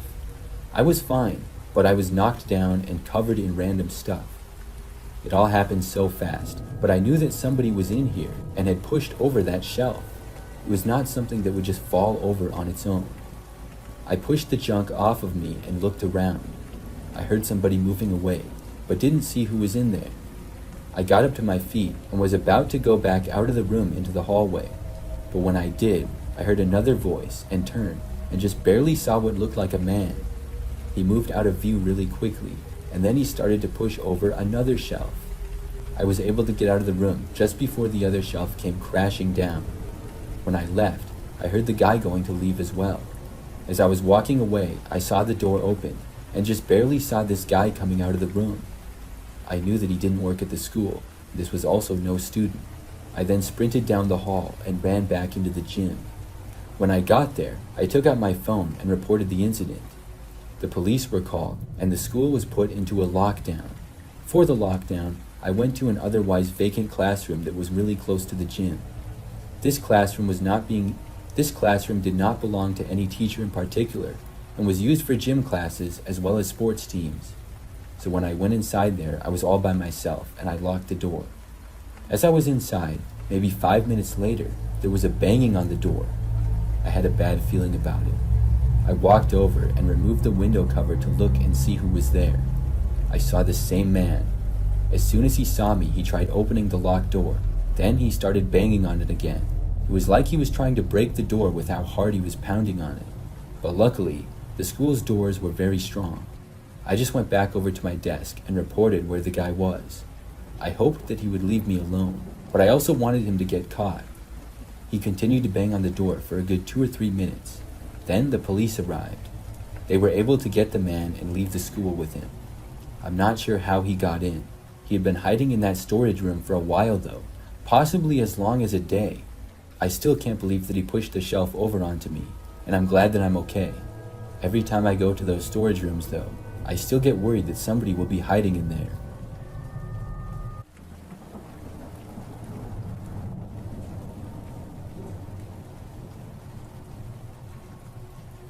I was alone on a morning run around 4 a.m. once when it was still dark out. I needed to drop off my car at the mechanic before my husband left for work at 5. It was early, but I figured I could run home afterwards. It was about 5 miles, a decent workout, and I could take our dog Max with me. He was a 30-pound retriever mix, sweet and fluffy, and had never barked since we got him 8 months ago. As I jogged down the streets, I felt calm in the cool morning air, and it was actually really peaceful at this hour. But then, without warning, Max suddenly stopped and turned towards the lilac bush next to us. He began barking like I'd never heard before. It was loud and fierce, and I was very confused, wondering if there was an animal in the bush. Max was straining at the leash, barking as if he was ready to attack. Then, out of the bush, a man emerged. The man looked startled and immediately began backing away from the dog. He started to jog down the street while looking back at me, yelling that he was just a runner like me and to stop being paranoid. The scene was actually quite funny looking back at it. Just a guy emerging from a bush and then jogging like he was on a run out of nowhere. However, at the time, I was scared and I knew whoever he was up to no good. I could see him clearly now as he jogged under a streetlight about 100 meters away. He wore jeans and unlaced work boots, topped off with a ski hat in the middle of July. I turned and ran towards the nearest house, a well-lit porch that seemed to be welcoming in the dark. I didn't have my phone with me, but the older gentleman I had woken up was nice and agreed to call the cops for me. The homeowner stepped outside with me. He glanced around and quickly pulled out his phone to call the police. While we waited for the police to arrive, he told me that there had been 2 muggings and 1 attempted assault in the area recently. I hadn't heard about those incidents prior, and my heart raced with the realization of how close I had come to danger. The police arrived not long after. They took my statement and began searching the area, but there was no signs of the man. However, they did have a better description of him now based off of what I saw when he was right under the streetlight, and hopefully they'll be able to track him down before anything else happens.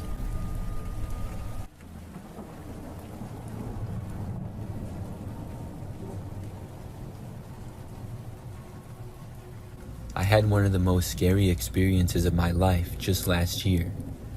It was a normal evening, and I went to Walmart to do some shopping. I was not getting groceries, but I was just going to buy a new phone charger and then look at the TVs. When I got inside of the store, it was probably 8 or 9 p.m. Things were pretty quiet, but there was still a decent amount of people shopping. I spent maybe 10 minutes inside the store, not really that long. Then I headed up to the front to leave. I checked out at one of the self-checkouts and then started walking out of the store. Now, right when I got outside, there's a sidewalk going along the front of the store. There was this man standing there with a cart, and he was using crutches. He waved at me and asked if I could help him put his groceries in his car. I figured that because of the crutches, it would make it difficult for him, so I said yes. There were only like 3 bags in his cart, and I was glad to help out. The man appeared to be in his 40s or 50s and had sort of long hair and was wearing a blue jacket. I took his cart and started pushing it into the parking lot. The man said to follow him to his car though. He started limping using his crutches and went along the sidewalk out front, so I turned around and started pushing the cart towards him. But the man went all the way to the end of the store and then started going along the side of the Walmart building. I didn't even know there were parking spaces over there. I thought that maybe he had parked there because it was an easier walk for him. I'd never really been to the side or back of a Walmart before though. When we were going along the side of the building, I didn't see any parking spaces. It was almost like an alleyway, and there was just a little bit of pavement and then a tall fence separating from the next property over. The man kept going all the way to the back side of the store. Now we were behind Walmart. Back there was a spot for trucks to make deliveries, and then just a dark paved area. We went all the way to the opposite side in the back, away from the delivery zone.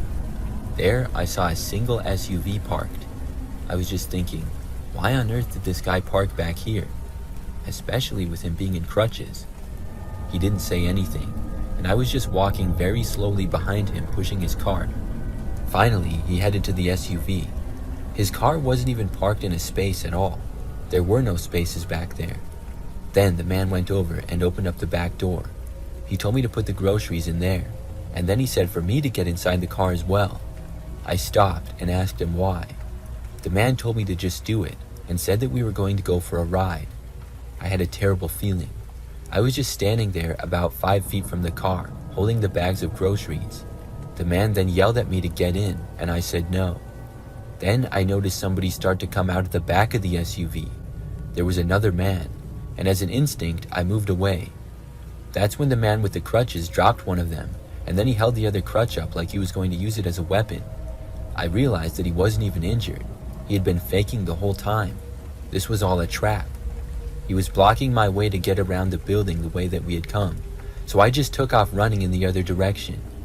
The other man left the vehicle, and now they were both chasing after me. I considered myself to have decent speed, but I could hear the guys almost gaining on me. They must have been pretty fast too. So instead of trying to get back around to the Walmart, I ran for the fence. Behind the store and to the right, there was a chain link fence at the end of the pavement.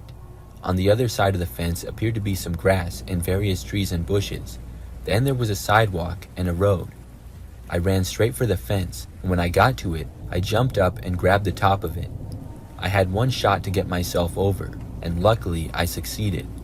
I made it over the fence, ran through the brief grass area, and then onto the sidewalk next to the street. The men had both arrived at the other side of the fence, but did not jump over it. Still, I ended up running across the street to the other side. It just felt safer there. I called the police when I walked along that sidewalk. I also kept an eye out on the fence. The men went away, probably going back to their car. Then I walked over and met the cops out front of the Walmart when they arrived a few minutes later. They went back around, and the men and their car were gone. I told the police everything that I could, and they said that they were going inside to investigate further. Then I left to go home. I never really heard anything more about it. The whole thing makes me mad. I was trying to be nice, and this guy was totally a fraud just trying to kidnap me or something. I'm glad that I was able to get away from those guys though, and I really hope that they were caught.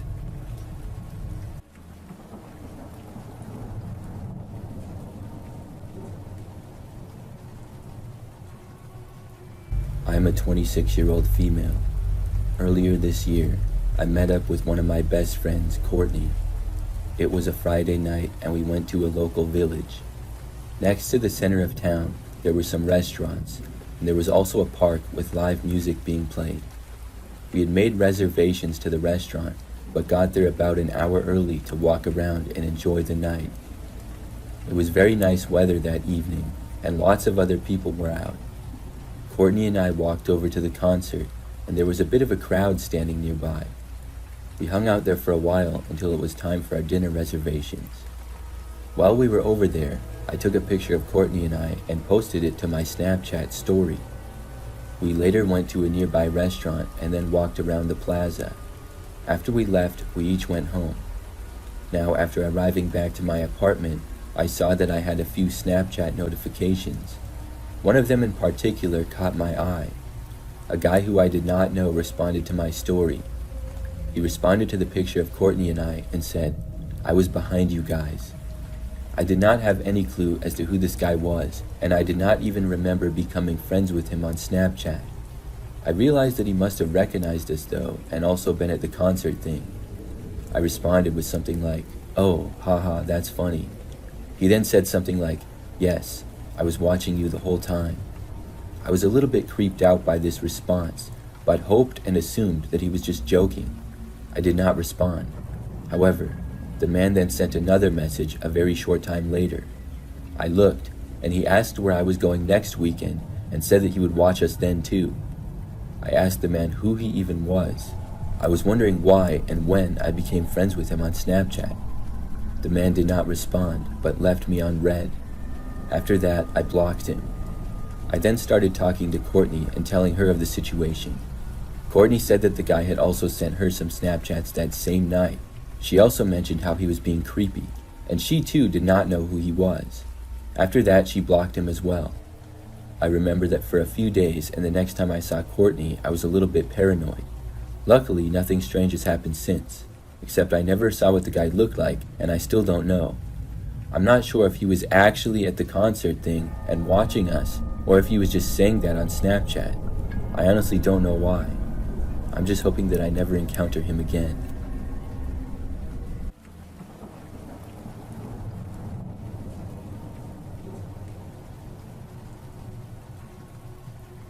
One night, I was driving home from work. I had worked pretty late that day and was tired from a long shift. By now, it was after midnight, and I drove along the quiet roads getting near my house. At this hour, I was about the only car out on these roads. The surroundings in this particular area was mostly just woods on both sides. Things were pretty rural over there. As I drove, I remember that I started to see what looked like someone standing on the road up ahead. There were no streetlights over here, so my headlights were the only thing allowing me to see. As I approached, I slowed down significantly, noticing that there was in fact a man standing right in the middle of the road. He was not walking, but just standing there, and he was facing the other direction mostly. It was really strange to see, because there was no sidewalk nearby or anything. I had no idea why somebody would be out in the street like that, especially at this hour. I stopped completely as the man continued standing there. Then the guy turned around and looked at me. He had long hair and a beard, and then slowly began to walk towards me. I rolled down my window a little bit and asked him if he was all right. The man kept walking over and said yes. He had one hand in his pocket, and he said he was trying to get somewhere, but he didn't finish his sentence. He said it like, "Yeah, I'm trying to get to, and right when he reached my driver's door, he suddenly took his hand out of his pocket and swung it at my driver's window. It happened extremely fast, and the next thing I knew, my window was smashed. Glass was flying everywhere, and the man quickly reached inside, I think for the door handle. I hit the gas and started driving away. This caused the guy to let go, and luckily he did not get my door open or anything.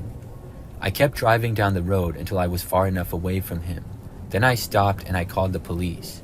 There was glass on me from the window breaking and stuff, but overall I was fine. The police came out to the road and met me on the side of it. They looked around for the guy, but he was gone by then. I had to get the window replaced in my car, but I'm grateful because it could have been much worse.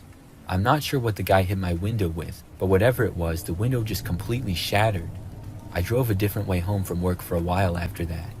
I'm hoping that the police found the guy at some point, but I really don't know if they did.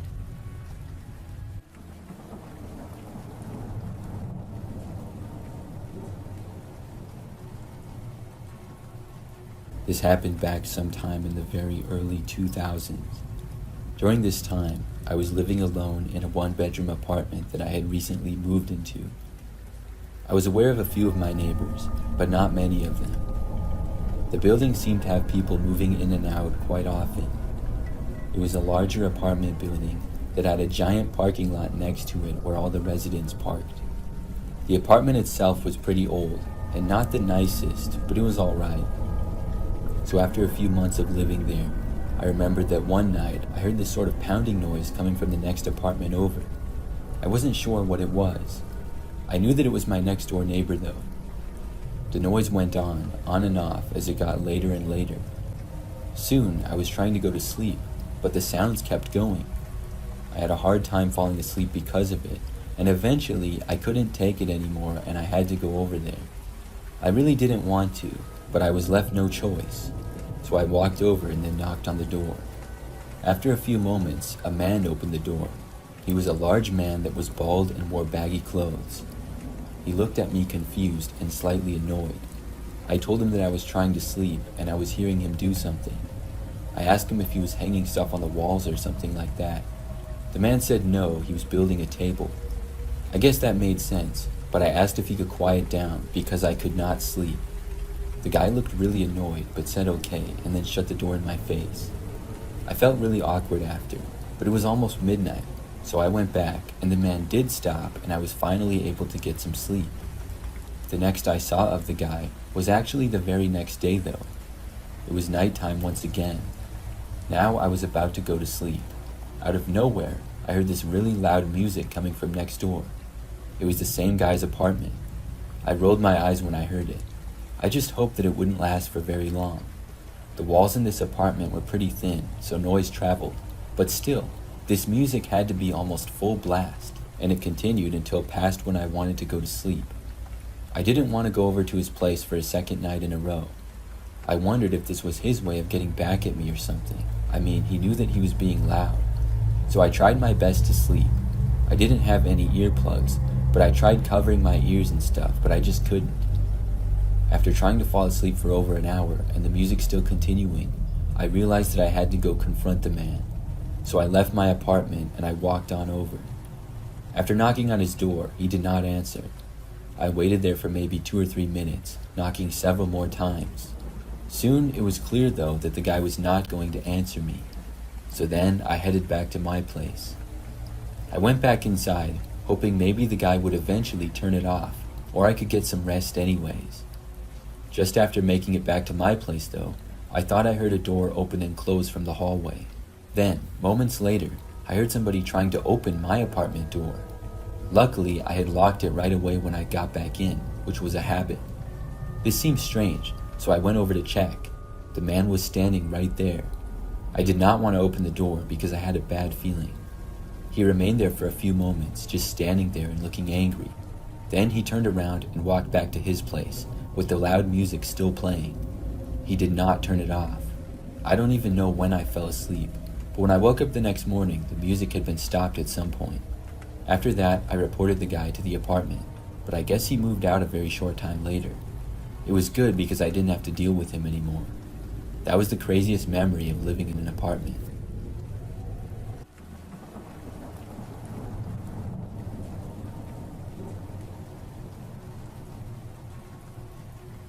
Back when I was in college, I signed up to be a door dasher.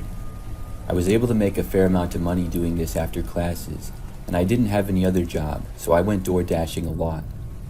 One night during a snowstorm, it was peak hours, and I would get even more money for delivering during a snowstorm, because nobody would want to leave their house to get food. That evening, I was getting a ton of orders back to back to back. I was making so much money, and the roads weren't that bad yet, so I just kept taking order after order. I had begun to run towards empty for gas in my car, but the money was rolling in, and I felt like I could get one more order in before filling up at a gas station and heading home for the night. I proceeded to Panera Bread, which was the restaurant I was picking up from for my last order. I got in and out of there right before they closed at 9 p.m. However, when I got back to my car, it wouldn't start. It appeared that I had actually pushed the tank a little too far and had run out of gas. I called my friend and roommate Christian, telling him about the situation I was in. He was going to help me out by filling a small container at the gas station and then driving it to my location so that I could start my car, finish the order, and then head home. As I was waiting for Christian to arrive with the gas, I was just hanging out on my phone. All the workers had left by now, and I was too focused on my phone to notice that another car had pulled into the parking lot. I didn't notice this car until it was pulling into the space right next to me. My friend Christian drove an SUV, so I was surprised to see that it was a white 4-door sedan that had pulled up beside me. The front seats were occupied by 2 middle-aged men, each of them bundled up in their winter jacket. The driver's side window rolled down as they were wanting to talk to me, motioning for me to roll my window down. I rolled my passenger's window down just a crack so that I could hear what they were trying to say. The man in the driver's seat said to me, "What's going on? Is everything all right?"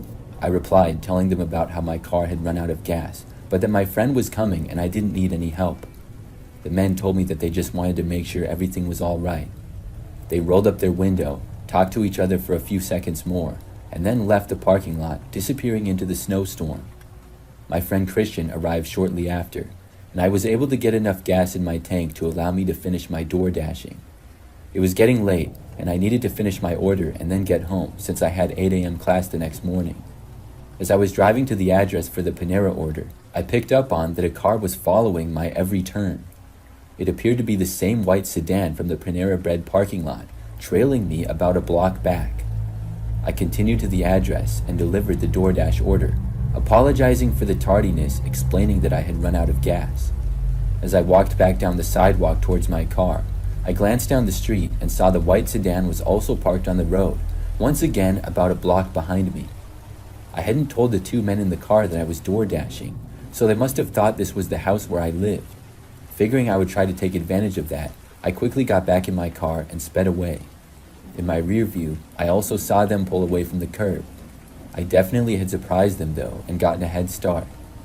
I took a long way home with a lot of turns.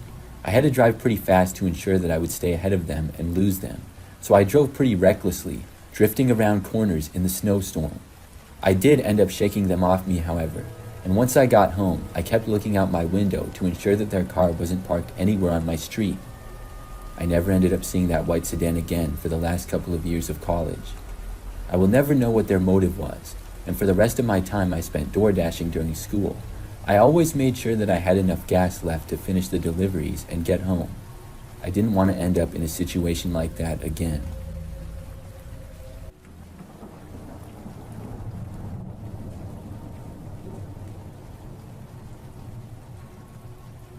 I had been having a rough summer a couple of years ago and needed some time to get away and clear my mind. My mom suggested a camping trip out on the countryside. It seemed like a good idea, so she dropped me off at a remote area in the woods. I had my tent, some supplies, and a portable charger for my phone. I found a secluded spot that felt right. It was private land, but it was late, and I didn't want to be near any other campers. I pitched my tent as the sun dipped below the trees, and then I pulled up some YouTube on my phone, hoping to relax a bit. I noticed my phone battery started draining really quickly, even while charging, so I put my phone away and just laid down and listened to the woods. At some point as I was laying there, I heard heavy footsteps crunching through the leaves, getting closer. It sounded like a good 30 steps continually coming closer. I was worried that maybe it was the property owner coming to kick me out or something like that. Panicking, I unzipped the tent, ready to face whoever it was. But there was nothing, just silence. The footsteps vanished as quickly as they had come, leaving me in the quiet of the forest. A chill ran through me. Something felt wrong. I slowly turned my head, my instinct screaming that I wasn't alone. That's when I saw it. About 20 feet away, frozen in place, was a huge skeletal creature. It looked like a hairless dog, but was really thin. Its face was a blank mask, lips pulled back to reveal jagged teeth. Fear surged through me as I scrambled back into the tent, zipping it up tightly. I curled into a ball on the floor, my mind racing. I couldn't process what I had just seen. I had never seen a wolf in person, but it didn't look like a normal wolf. Instead, it appeared to be some deranged type of animal, and the no hair part was really weird. I just sat there silently, hoping whatever it was wouldn't bother me. After what felt like hours, but was probably only a few minutes, I remembered my phone. It was dead, so I fumbled with the portable charger and waited, heart pounding, until it finally turned on, with barely any battery left. I sent a quick text to my mom, begging for help, including my location and to come get me now. The phone died again before she could reply. So for a while, I huddled in my sleeping bag, listening to every sound from the outside of my tent, the rustling leaves and the other forest noises. Each noise sent me deeper into panic, imagining that creature was still out there. Finally, I heard a car engine in the distance. I risked a peek outside and almost wept in relief when I saw it was my mom's car that was pulling up. I grabbed my bag and ran to her, leaving my tent and everything behind. To this day, I can't explain what I saw that night. Maybe it was a hallucination or a trick of the light making an ordinary forest animal look strange. The only thing I know is that I felt pure, unfiltered terror, the kind that stripped me of all rational thought. I haven't gone camping since.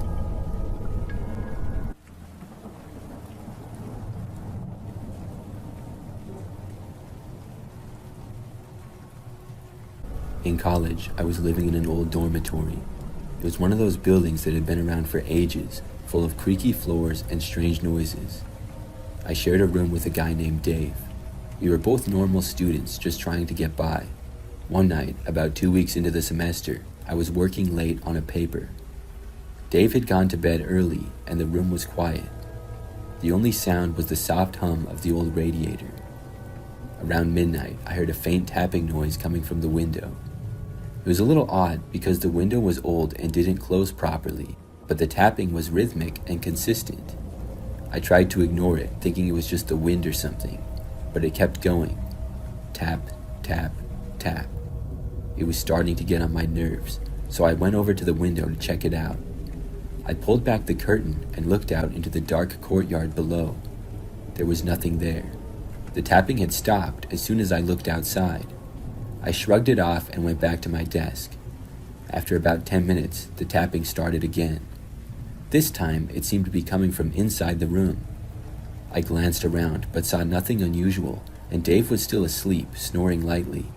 The tapping continued sporadically for the next hour or so, starting and stopping without any clear pattern. I tried to focus on my paper, but the noise was making it hard to concentrate. Finally, I decided to just go to bed and deal with it in the morning. The next day, I asked Dave if he had heard anything strange the night before. He looked at me funny and said no. I thought maybe I was just imagining things, or that it was some sort of stress-related issue, but it wasn't until a few days later when it got really weird. That same week, our dorm had a fire drill in the middle of the night. Everyone was groggy and annoyed, but we went outside and stood in the cold while they checked things out.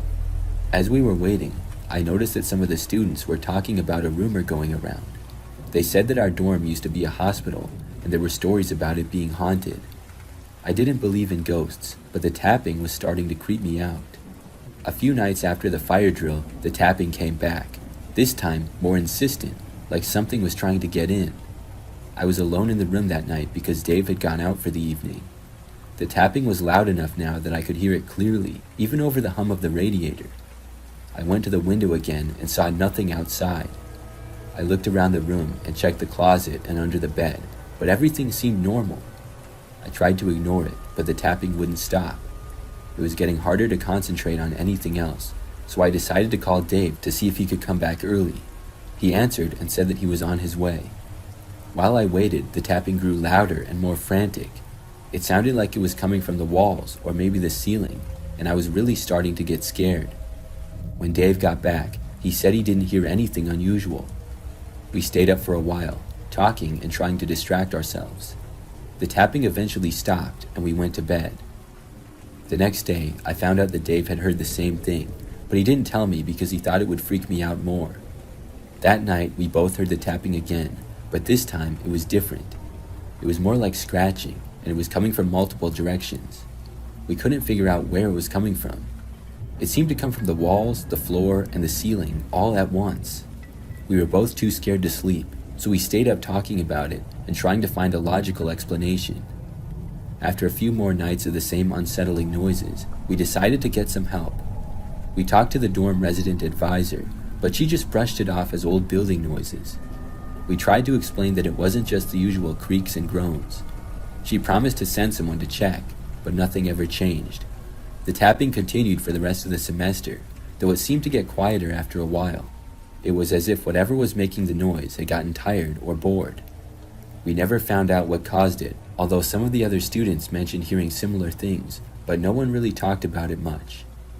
When the semester ended, Dave and I moved out of the dorm and into an apartment off campus. The tapping stopped completely. We both agreed that whatever was happening was tied to that old building. Even now, when I think back on it, I still get a chill. I don't know if it was something supernatural or just the result of an old, creaky building, but the fact that nobody could explain it and it stopped as soon as we left still makes me uneasy. I often wonder if the next person who moved into that dorm heard the same thing. Maybe they did, maybe they didn't. It's one of those mysteries that will probably never be solved, but I'll always remember those nights and the strange noises that kept me awake.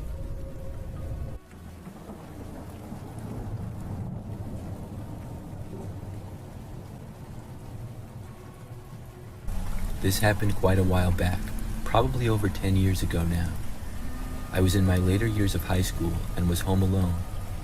My parents were at a wedding that required them to stay in a hotel, and my brother worked the night shift. At the time, my family lived on the East Coast in a city that was not the greatest. The crime rate was fairly high, and just a lot of sketchy things would happen. That particular weekend, I was looking forward to engaging in my normal empty house routine. I planned on playing some PlayStation on the big screen TV with friends, then order a late takeout dinner of either pizza or Chinese, and hang out watching TV late into the night. My older dog Cecil would spend the whole night on the couch with me just relaxing also. Cecil was an old beagle who had been in our family for 8 years. He was quiet, peaceful, and spent his time begging for food and sleeping. Unlike most beagles, Cecil never howled or barked. He was more than content to rest his head on your lap and spend the night there. At approximately 1 a.m., I had just finished the last slice of pizza and was dozing off on the couch when I heard a bang coming from the back alleyway. I didn't think much of it. Anyone who's lived in a city knows that noises happen at all moments of the night. Cecil's head popped up off my lap and the hair on his back stood up. He was always a bit skittish, so I calmed him down and started dozing off again. Not more than 2 minutes later, I heard another bang, and Cecil did something I've never seen him do before. He leaped off the couch and ran like the wind towards the door leading to the basement, barking and growling like a dog twice his size. The look on his face reminded me of a German Shepherd canine unit.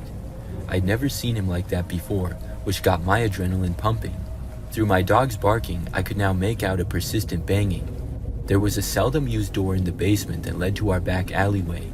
It was old, rusted, and was hard to open, even with a key. I suddenly realized that someone was trying to break into my house through my basement door.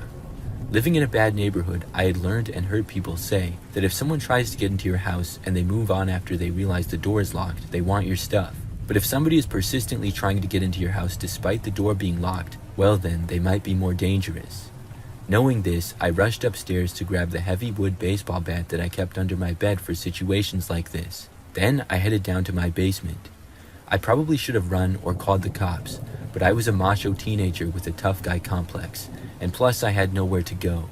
While I was heading down the stairs to my basement, Cecil went right past me. Suddenly, on the other side of the door, I heard a man's voice say some curse words, and the banging stopped as he ran away hearing the aggressive dog barking. I didn't call the cops or anyone else, which was probably the dumbest thing I've ever done. I just sat up for the rest of the night with the wood bat in my hand.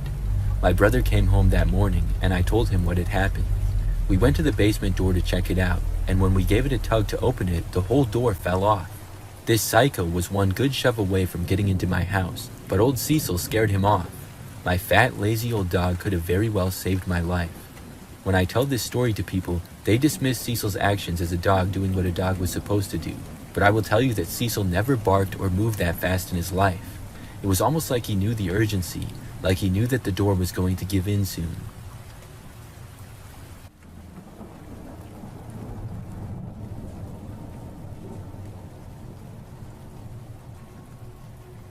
This happened last year and still creeps me out when I think of it. So I was at home one night by myself. I was just in my bedroom scrolling through my phone. All of a sudden, I saw this Snapchat notification from a name that I did not recognize. I was curious, so I went to Snapchat and opened the snap to see. It was a selfie of what appeared to be a man. However, this photo was taken extremely close to his face, and he also appeared to be in a very dark room. I could barely see his face at all, and didn't recognize it to be anybody that I knew. The picture honestly looked very creepy. There was no words with the picture, and that was it. I guess at some point, I must have become friends with this guy. I didn't know when though. I had Snapchat for probably 10 years. I did not send a picture back, but instead typed a message for the guy, asking who he was. Then he sent another photo. When I opened it, I saw that it was much like the one before. It was honestly so creepy. I wish I would have screenshotted it, but I didn't. I thought that maybe the person sent a picture like this by mistake, but after the second one, I realized that it was not. I asked again who it was. The person's response, though, really shocked me. He simply said, "I'm coming over now." I thought that he had to be joking, but I also realized then that I had my location on Snapchat. I quickly went into the settings and turned my location off. If this guy was serious, I was hoping that he would not know where I was. Then I blocked the mysterious guy. I thought that was it. I returned to what I was doing, but I couldn't help but feel a little bit creeped out by the whole thing. Well, roughly 30 minutes later, there was a knock at the front door. I had a terrible feeling instantly. I think by now it was like 10-something at night. Not a normal time for somebody to come to the door. I carefully left my bedroom and went down the hallway. Eventually, I got to a window that I could look out and see who was there. When I did, I saw a man wearing a ski mask standing there. I couldn't believe it. The guy must have got my location before I had turned it off. I watched him knock on the door again. Then he started to look around. When he did, I quickly moved back and away from the window. I heard the guy walk off the step, but did not know where he was going to. The next thing I knew, I heard him right outside one of the main windows. I ran back into my bedroom and then called the police. I locked my bedroom door and covered my window. Then I just waited. I did not hear anything during this time. I wasn't sure what was going on, if he was trying to break in or maybe if he left. About 10 minutes later is when the cops arrived. They came to the front door and I told them about what happened. They offered to look around, and I almost said that they didn't have to, but I ended up saying sure. Then they looked around my backyard and surprisingly found the man hiding in some bushes. When they located him, they asked him to come out. He ignored them and then tried to run. However, the police caught up with him before he left the yard. It was the same guy who had been Snapchatting me. I'm not sure what his plans were. I'm just glad that he was caught.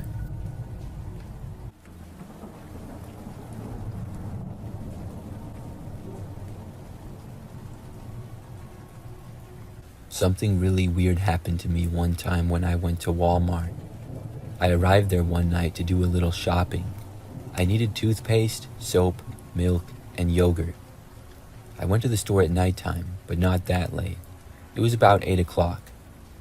So when I got into the store, it was still fairly busy. In this Walmart, the health products were to the right at the front of the store, almost right after you walk in. Then groceries, on the other hand, were at the complete opposite side of the store. I went in the right side doors, and after walking in, I went to the far right side to the health products first. There I got the toothpaste, but I completely forgot about the soap. So I walked all the way to the other side of the store to get groceries. Now I walked through a few aisles, and it was sometime over there that I noticed this woman behind me. She was shorter than me, had blonde hair, and was wearing jeans and a black sweater. I thought nothing of it, and I just assumed her to be another shopper. But I remember I walked through a couple of aisles, and she was still walking behind me. I noticed it, but was still not thinking that it was strange. She was not right behind me or anything. She was probably like 30 feet back or so. But after picking up something else, I remembered the soap, and I realized that I had to go to the complete other side of the store again. So I started to walk there. When I had completely left the grocery section, that's when I realized that the woman was still behind me. I made it to the middle part of the store where the clothes are. I remember that I stopped to look at socks, and when I did, the woman stopped nearby. It was then that I got really suspicious, and it seemed like she was following me.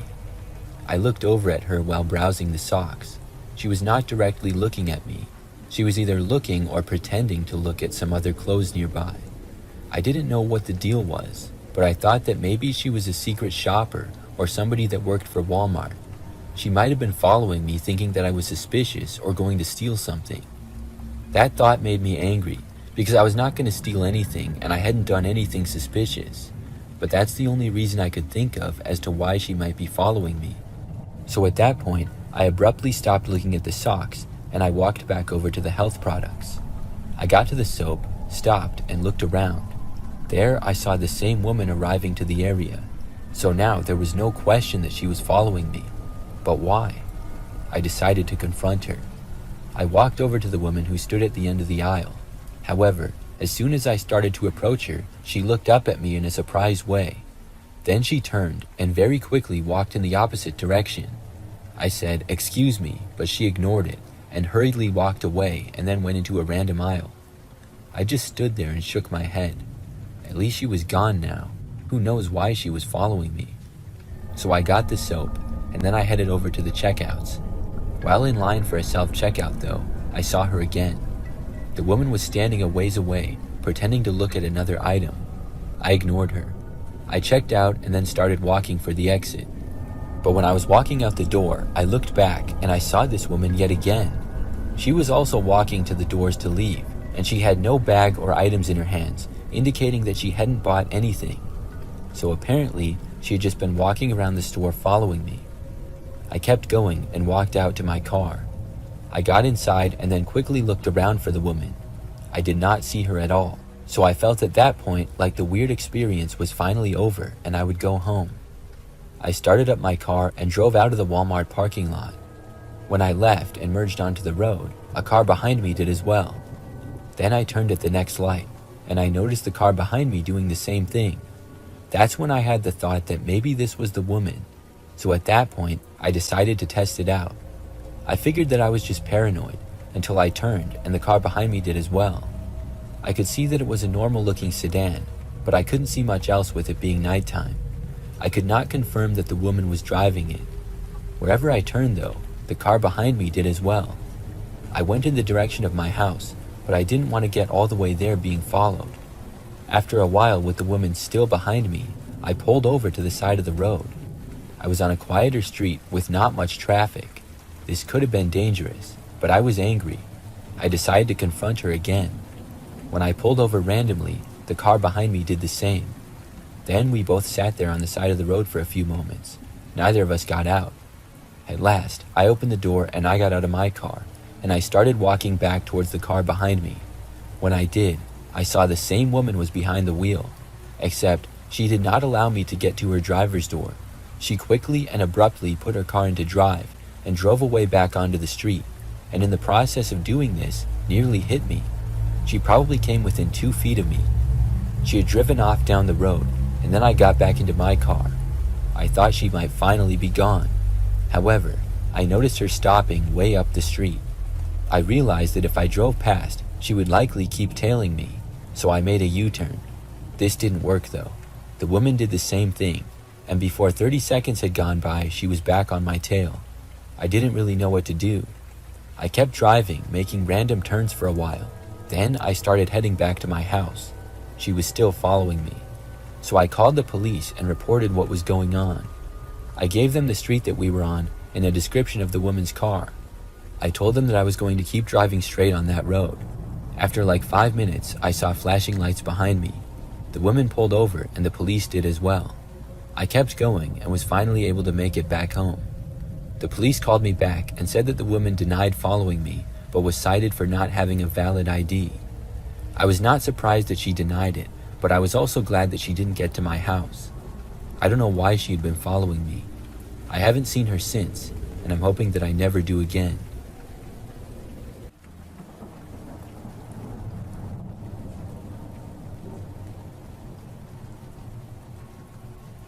My last apartment that I lived in was located in what was a pretty nice area. It was fairly close to the city, and it was nearby many businesses and parks. I enjoyed living there, and my apartment was on the first floor of one of 3 buildings in the complex. My apartment had 1 bedroom, 1 bathroom, a living room, kitchen area, and a small dining room area. There was also a balcony that was good sized, and it was slightly elevated from the ground below. And behind that, there was a large woods that I had a view of. So one night, I was at home by myself. It was about 9 o'clock, and I was in my living room. That's when I heard some noises coming from outside. I first assumed them to be some neighbors who might have been outside, probably the ones next door. But the noises sounded really close. I was just curious, so I decided to get up and look out of my balcony window. My blinds were closed, so I couldn't see anything outside at all at the moment. When I slid them open, I suddenly saw there was a man standing on my balcony. I couldn't believe it, and instantly my heart started racing. The guy moved out of sight by going to the left. He was still on my balcony, but now out of view from my window mostly. I had no idea who he was, or why he was on my balcony. I moved away from the window, but kept watching to see what the man would do. He seemed to be staying right where he was for quite a while. After like a minute or two, finally I heard some more noise. I then saw him moving away and leaving my balcony. He jumped down onto the ground and then ran off, disappearing into the woods. When that happened, I was really glad that the man was gone, but I also didn't know what he had been doing out there. I went out to the balcony where I didn't really have many things at all. I just had a few decorations here and there that are typical for balconies. Nothing was out of place, and I looked around towards the woods, but couldn't see anything strange. So I went back inside, and was sure to lock the door and close the blinds again, and hoped that the man would not return. But he did. It was later that night, maybe 2 hours later. I was about to go to bed, when I heard a knocking on the window of my sliding glass door to the balcony. I had a terrible feeling and knew that the man was likely back. There was silence for a while, and then a much louder knock on the door. I then heard the guy try to open it. I did not hesitate, and I got out my phone and called 911. When I told the dispatcher what was going on, I was told police were on the way. The guy knocked again very loudly and then tried opening the door. I could not see any of his actions though because the blinds were closed, and I certainly was not going to open them. I stayed as far away from them as I could.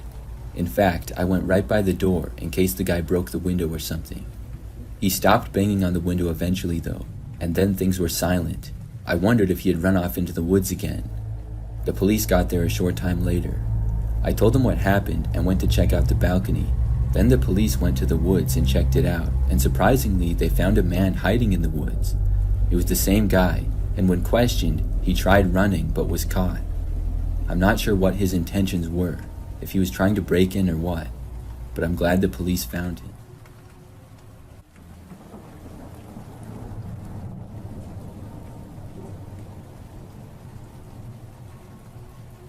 This happened back when I was in high school.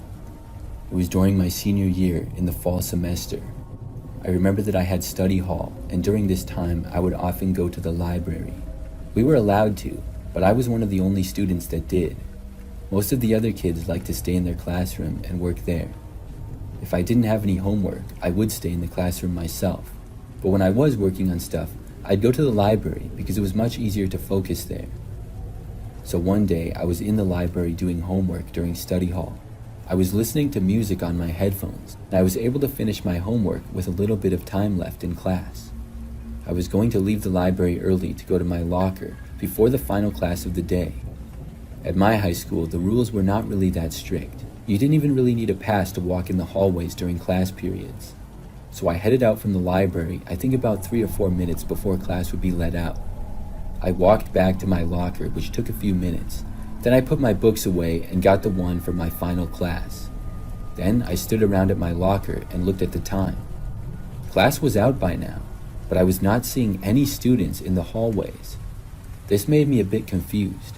Now I took my headphones out, which had been in the entire time playing music. Things were completely silent. I was really confused, so I just walked to my next classroom. But when I got there, the door was locked. At this point, I still didn't think of a lockdown. I started heading back to my locker, thinking of what could possibly be going on. I hadn't heard the lockdown announcement because I had my headphones in. When I made it back to my locker and saw that the halls were still empty, I checked my watch and phone for the time. My times were not off, and I matched them with the school clock. I just didn't understand where everybody was. Then, I finally realized that there must be a lockdown going on. At first, I was thinking and hoping that maybe it was a drill. So I started to go to my classroom again and was going to knock on the door. My teacher would then be able to let me in. I had to go down a couple of hallways to get there. When I went down one, I passed by a staircase and I heard multiple people walking down. After I passed it, I looked back and I saw these 3 men going down the stairs. Each of the 3 guys were wearing all black clothing and ski masks. Instantly, I had a bad feeling about it. I kept walking and then quickly went around a corner. But when I did, I looked back for a moment and saw the 3 guys looking in my direction and starting to walk towards me. They were a long ways back, but this was still terrifying. At this point, I could only assume that the school was locked down because of them.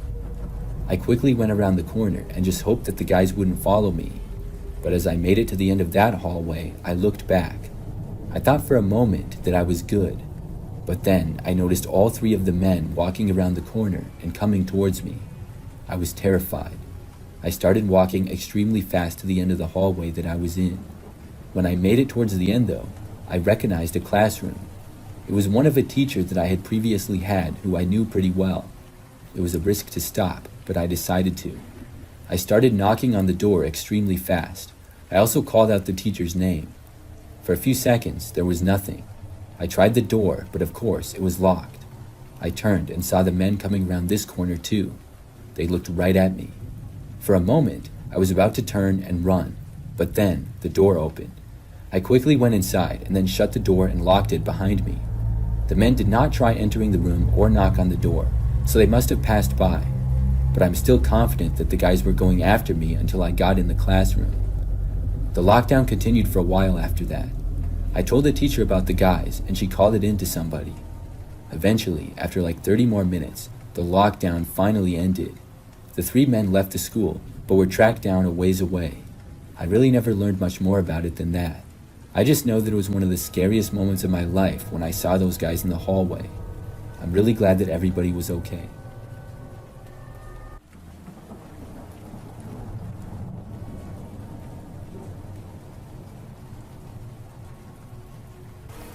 It was around 8 p.m. on a Tuesday when this happened. I was at home alone with my 3 dogs, just lounging on the couch watching TV. The house was quiet except for the occasional bark from my dogs as they moved around the room. I was on FaceTime with my friend, and we were chatting about nothing important, just filling the time. Then I heard something. At first, it was faint, like a rustling sound coming from the backyard.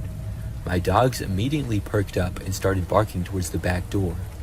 I muted the TV and turned towards the window to look outside. I watched as a man approached my sliding glass door. He stopped and stood there, facing my back door, looking right at me through the glass. The dogs were going wild by this point, barking and growling. Even with the dogs barking at him from the other side of the glass, the man didn't move. He didn't even look towards them or acknowledge them, just stared through the glass directly at me. I told my friend on the line what was happening, and she urged me to hang up on her and call the cops, which I did. The man didn't move, and my dogs kept barking, but he didn't seem bothered at all. His eyes never left mine as he smiled, and it wasn't a friendly smile. He also kept mouthing something at me through the glass. I'm not the greatest lip reader, but to me it seemed like he was mouthing, "Don't look away," over and over again. I just sat there staring back at him, waiting for the cops to arrive. It was so unsettling, but I didn't want to leave the room and lose sight of him.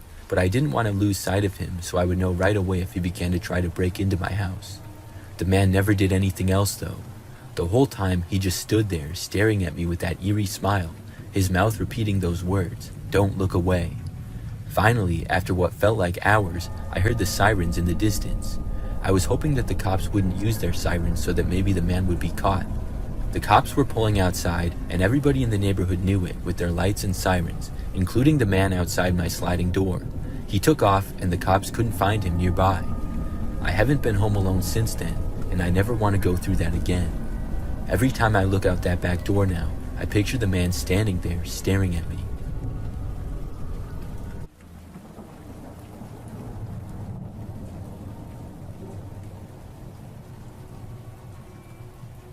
This is something that happened back when I was a kid. I think I was about 12 years old. One night, I was left at home by myself. I really don't remember where my parents went, but they were gone for most of the night. We lived in a pretty typical neighborhood that never really had anything strange happen in it. I remember that for most of the night, I was enjoying having the house to myself. I was watching TV, flipping through the channels, and sitting on the couch in the living room. We had a dog at the time who was a German Shepherd. I let him out in the backyard for a few minutes, and then I let him back in. It was a nice and quiet night from what I remember. I also recall that I was on the couch again for a while, but at one point, my dog kept barking near the back door. I had just taken him out, so I knew that he didn't have to go again. He would bark quite a bit at squirrels or whatever, though. He continued barking at something in the backyard, and eventually I got up and I walked over. When I looked into the backyard, though, I did not see anything. I told my dog to calm down, and then I went back into the living room. He was quiet for a little while, but then he started barking again. I got up and once again looked around, but didn't see anything and assumed that it was just a squirrel or something. So I took my dog and walked him to my bedroom and then put him in there. Then I went back into the living room again. Things were fine for about 10 minutes or so, but then all of a sudden I heard the back door to the house opening. I could not see it from where I was, but I didn't dare go over there. Right after hearing it, I got up from the couch and I ran into my bedroom where my dog was. I went inside and shut the door. Afterwards, I heard the sound of somebody walking inside of the house on the other end. I was terrified. In my bedroom, I did not have a phone, and I didn't have a cell phone either at the time, so I had no way of calling the police or my parents or anyone. I didn't know who was in the house or why, but I realized that I had forgotten to lock the back door. This was common because we never really had crime in our neighborhood that I was aware of. and I had been letting the dog in and out. The person walked around, and I could tell that they were soon in the living room. Then they started walking closer. I didn't know what to do. My door did not have a lock on it, so if this person wanted to enter it, they would be able to. I sat there on the floor with my dog, and he didn't seem to know what was going on. But then the footsteps got even closer. Soon they reached the same hallway that I was in, and they seemed to be approaching my door. At that point, my dog suddenly started barking again, probably sensing somebody approaching. It was loud, and I then just yelled as loud as I could that I was going to release my dog if the person didn't leave. Now, my dog was very nice and not vicious at all. He had never bitten anyone, and other than barking and tugging on his leash during walks, he was very well behaved. But he was still a big dog, and his bark was pretty loud. I hoped that whoever it was in the house was possibly afraid of dogs. Nothing happened at first, though. I was expecting the door to open at any moment, and my dog continued to bark loudly. Then I heard footsteps moving away. They got farther and farther away, and I soon stopped hearing them. I stayed in the room with my dog for a while. After not hearing anything for at least 10 minutes, I finally left the room with my dog. I looked around the house and saw that the back door was open, but nobody seemed to be inside. I called my parents and then called the police. Both my parents and the police were home within probably 20 minutes of that. Whoever had broken in was long gone though. I felt really lucky that they didn't enter my room. Nothing was stolen in the house either, so I'm not really sure what they wanted. I'm grateful to my dog for possibly saving us though.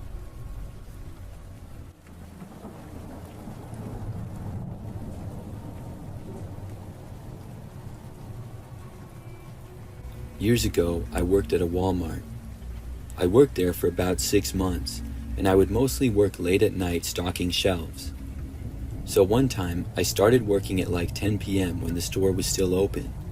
Of course, most of the customers were gone by then, and things were pretty quiet. However, there were still a few people shopping here and there. I was in the grocery department stocking one of the back shelves. I was by myself, and no other employees or customers were in the general area. After a while of this, I saw this one guy start to enter the aisle though. I had heard him walking into the aisle, so I looked over and then I saw the guy. He was standing at the very end of the aisle, just looking at me. And the strange part was that the man was wearing a ski mask over his face.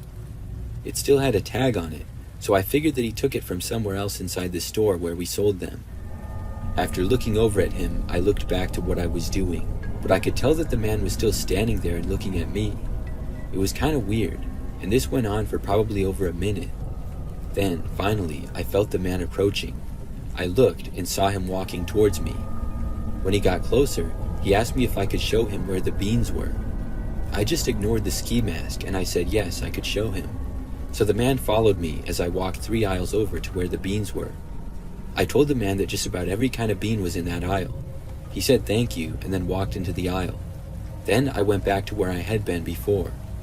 I thought that it was strange for the guy to just be wearing a ski mask in a Walmart, but it was Walmart after all, so not that strange, I guess.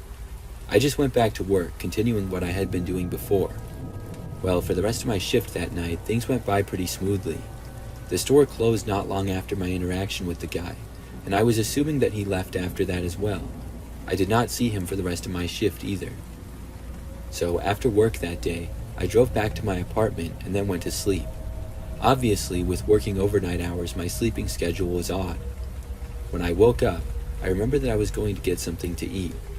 I was going to leave my place, but as soon as I opened the door to go into the hallway, I saw something. On the floor, directly in front of my door, was a bunch of beans.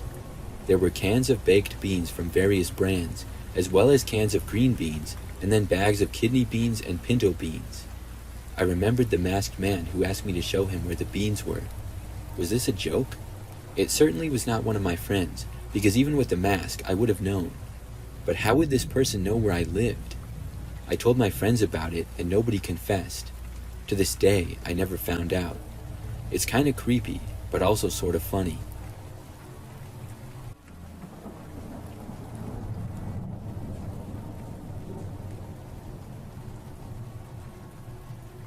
Last semester at college, I had a scary encounter in the library of all places. It was towards the end of the semester, only about 2 weeks left of school before finals week, and I was getting hit hard with assignments and tests that I needed to study for. Normally, I would do my assignments at home in my room, but the stuff I needed to complete was really piling on recently. I had started going to the campus library to do my studying and homework. I had gone a couple of times now and gotten into a groove of going a few nights every week and staying for most of the night. It was actually quite nice the way the library was set up. The first floor looked like your classic library with tons of bookshelves and books. However, the second floor was just a maze of hallways with a bunch of side rooms that students could rent out and study in. All the rooms would be locked, but all I had to do was show my student ID at the front desk, and I'd receive a key and get a study room all to myself. On this particular Wednesday night, I got myself a room key and went upstairs to find my room number. I walked through the hallways looking for my room number and eventually found it towards the back of the second floor. I got my laptop and everything else I needed set up and then went to work. I'd been working away on homework for many hours now, and it was almost 10 p.m.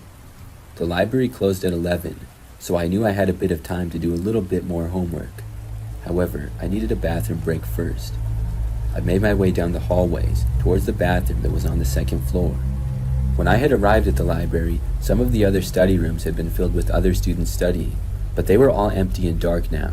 It appeared that I was the only one left, at least on this floor of the library. Finished with my bathroom break, I made my way back towards my study room. When I turned the corner and saw my study room, something was wrong. I had left the door open and unlocked because I was only going to use the bathroom and didn't want to bring the key with me, so that wasn't out of the ordinary. However, when I had left, I definitely had left the light on. Through the window, I could see that all the lights were off in the study room, and it was filled with darkness. I stood outside the door to my study room, wondering what to do next. I had most definitely left the lights on, but perhaps they were motion sensor lights and had turned off already. I wasn't really sure. I cautiously poked my head into the room, fumbling for the light switch on the wall. Finally finding it, I flicked it on, illuminating the study room. I scanned the room to see if anyone was in there, but it was empty, and I looked at my personal items, and it appeared that nothing had been stolen or tampered with. The only thing I saw was on the back wall, written on the whiteboard with dry erase marker, was 2 words. It said, "Watching you." I got chills as I read that, going over to lock the door to my study room. I also looked through the window out into the hallway and other study rooms nearby to see if anyone was there. I barely knew how to comprehend what had just happened. Had somebody been watching me while in the library, or watching me outside of the library as well? Regardless, I was extremely nervous, and I wanted to pack up and go home for the night. I normally walked from my house to the library, but there was no shot I was doing that tonight. I called the campus safety officers and asked if I could get a ride home from the library. For the final 2 weeks of the semester, I didn't study at the library and was always looking over my shoulder. I never noticed anyone who seemed to be watching me, and didn't have any more encounters like that over the last 2 weeks that I was at school.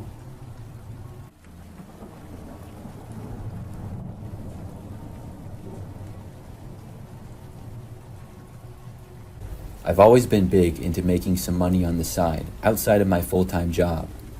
I've at one point did all sorts of services, such as Uber, Postmates, and DoorDash.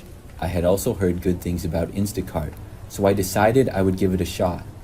One of my first Instacart orders that I picked up was a grocery haul delivery at Aldi.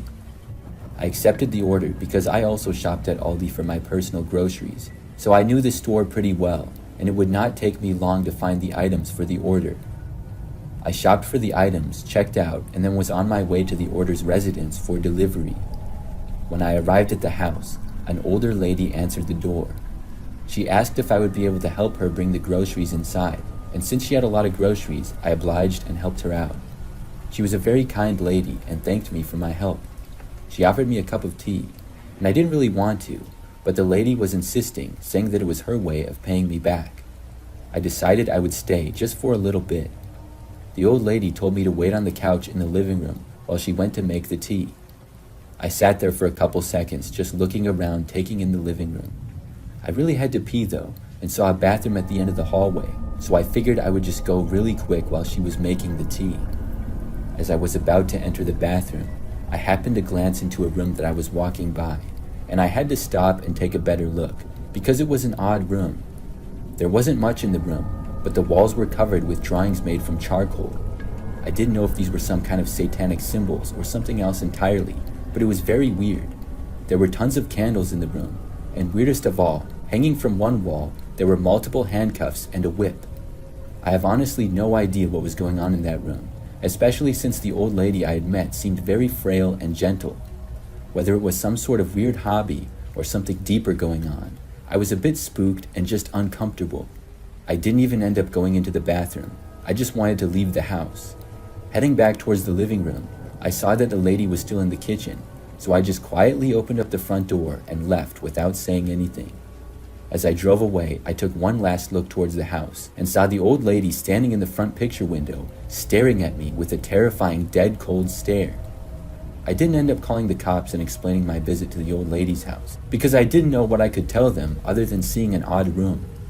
From that day forward though, I didn't particularly feel like entering anybody else's house to help out with their groceries while I was doing my Instacart deliveries.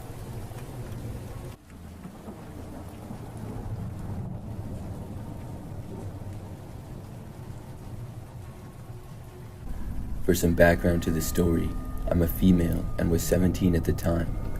I was a senior in high school and lived with my parents. I have Snapchat and have had it since middle school actually. It was a very common way for me to talk to friends in high school. Occasionally, I would get added by random people who I didn't know. I would say it happened about every week or two. However, I never added anybody back unless I knew exactly who they were. I added some random people back when I was much younger, and some of them were kind of weird, so I stopped doing that. Well, I remember one day, I got added by some random guy on Snapchat. I did not add him back and deleted it. So I think it was the next day or else a couple days later, I got added by one of my friends from school. It was not one of my best friends, but somebody who I knew decently. I already was friends with her on Snapchat, so when I saw it, I figured that she made a new account. In high school, it was not that uncommon for people to make new accounts for various reasons. I didn't think too much of it, and I added her back. That afternoon, after I arrived home from school, I was just in my bedroom at my desk, and that same friend messaged me on Snapchat. She asked me what I was doing, and I said that I was just at home doing homework. She then told me that she was going to come over. I said okay, but it seemed a little bit odd. She had maybe come over like once or twice, but it had been a really long time. I also hadn't really hung out with her in a while. During this time, my parents were still gone at work, and I was at home by myself. About 15 minutes later, there was a knock at the front door. I assumed it to be my friend, and I was still a little bit confused that she was coming over at all. But she also did not text me on Snapchat to say that she was there or anything. So I left my bedroom, and I walked out into the living room. I soon saw that there was a random man standing on the front step. I had no idea who he was or what he was doing at my house. I decided not to answer the door. Luckily, he did not see me when I looked out of the window. I then went back to my bedroom. When I did, I saw that my friend had now messaged me on Snapchat. She told me that she was outside and asked to be let in.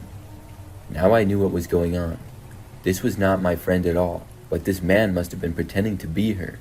I instantly blocked the account. I then went back out into the living room and saw that the man was still standing there. I wasn't sure what I was going to do about it, but that's when I noticed my dad's car going down the street. He was coming back home from work. As soon as he started to pull into the driveway, the man at the front step just took off running. He left the front yard, going back out into the street. My dad came inside and mentioned how he saw a guy running from our yard.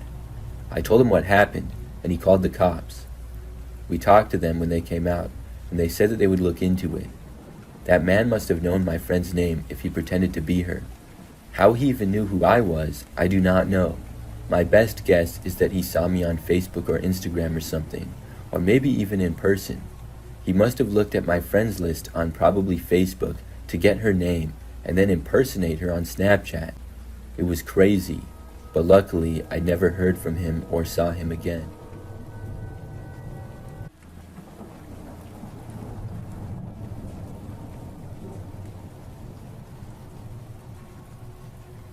This story happened to me in my first year of high school, many years ago. First off, let me premise by saying that I clearly understand how dumb of an idea this was. But I was a younger kid and I didn't think it through fully, and I just imagined that it would work. My parents had left to get my older brother from his friend's house because he had gotten hammered and was too drunk to drive himself home. It was around 11 o'clock at night, and I did what normal things a boy my age would do: watched TV, played video games, and invited friends over when I wasn't supposed to. After my friends left my house, it was around 12:30 a.m., and my parents called me and said that they wouldn't be home until morning due to my brother passing out and needing medical attention. He had to go to the hospital due to alcohol poisoning, and by the way, he ended up being alright and recovered fine. I was 15 years old, home alone the entire night for the first time ever, and in the midst of puberty, I decided that tonight would be my night. I went on some online hooker website, and I found an attractive 19-year-old Asian woman who said she would do just about anything you could think of. So I hit her up and gave her my address. I told her I was about 3 years underage, and she said it was fine if we kept it a secret. It was around 1:45 a.m. when I heard a knock on my front door. I looked through the people and saw an attractive young Asian woman standing outside. She told me her name was Ashley and asked if I'd let her in. Letting my hormones control me, I let her in. She asked if she could use my bathroom first, and I told her that it was fine. While I waited for her, I looked at the car she arrived in, and in the faint shadow of her car, I saw another person sitting in the passenger seat. They were wearing all black clothing and looking at the house. I thought I was just imagining things, or that maybe it was normal, and this was her driver who was just going to wait outside the whole time. 10 more minutes went by, and she still hadn't left the bathroom, and as I was waiting, I heard footsteps walking through the rocks into my backyard. I was beginning to panic now, realizing how this was a terrible idea, and I shouldn't be letting random people into my house. The motion sensor lights in my backyard kicked in, and I went to take a look, and sure enough, it was the person I saw in all black before. Once they noticed I could see them because of the light, they booked it back to their car. The girl, who then came out of the bathroom, said that I scared her partner off, and that she was going to go out and get him. Once she left the house, I shut all the entrances to my house and locked them all. She looked back and noticed the noise of my dogs barking, had a quick conversation with the guy in all black, and then got into the driver's side of the car and drove away. I don't know what they were planning, but my guess is they were going to kidnap me for human trafficking. I'm not sure if that was their motive, but I was led to believe it because the lady left her phone in the bathroom. When I looked through it, I saw mysterious phone numbers, and after looking up the area codes online, they were linked with known human trafficking countries. Also, she didn't even seem to care that she had left her phone behind, making me think it was most likely a burner phone used for shady stuff. I'm just glad the night didn't amount to anything worse, and it easily could have. I never told my parents because I would have been in a lot of trouble, but I still learned my lesson from that night home alone.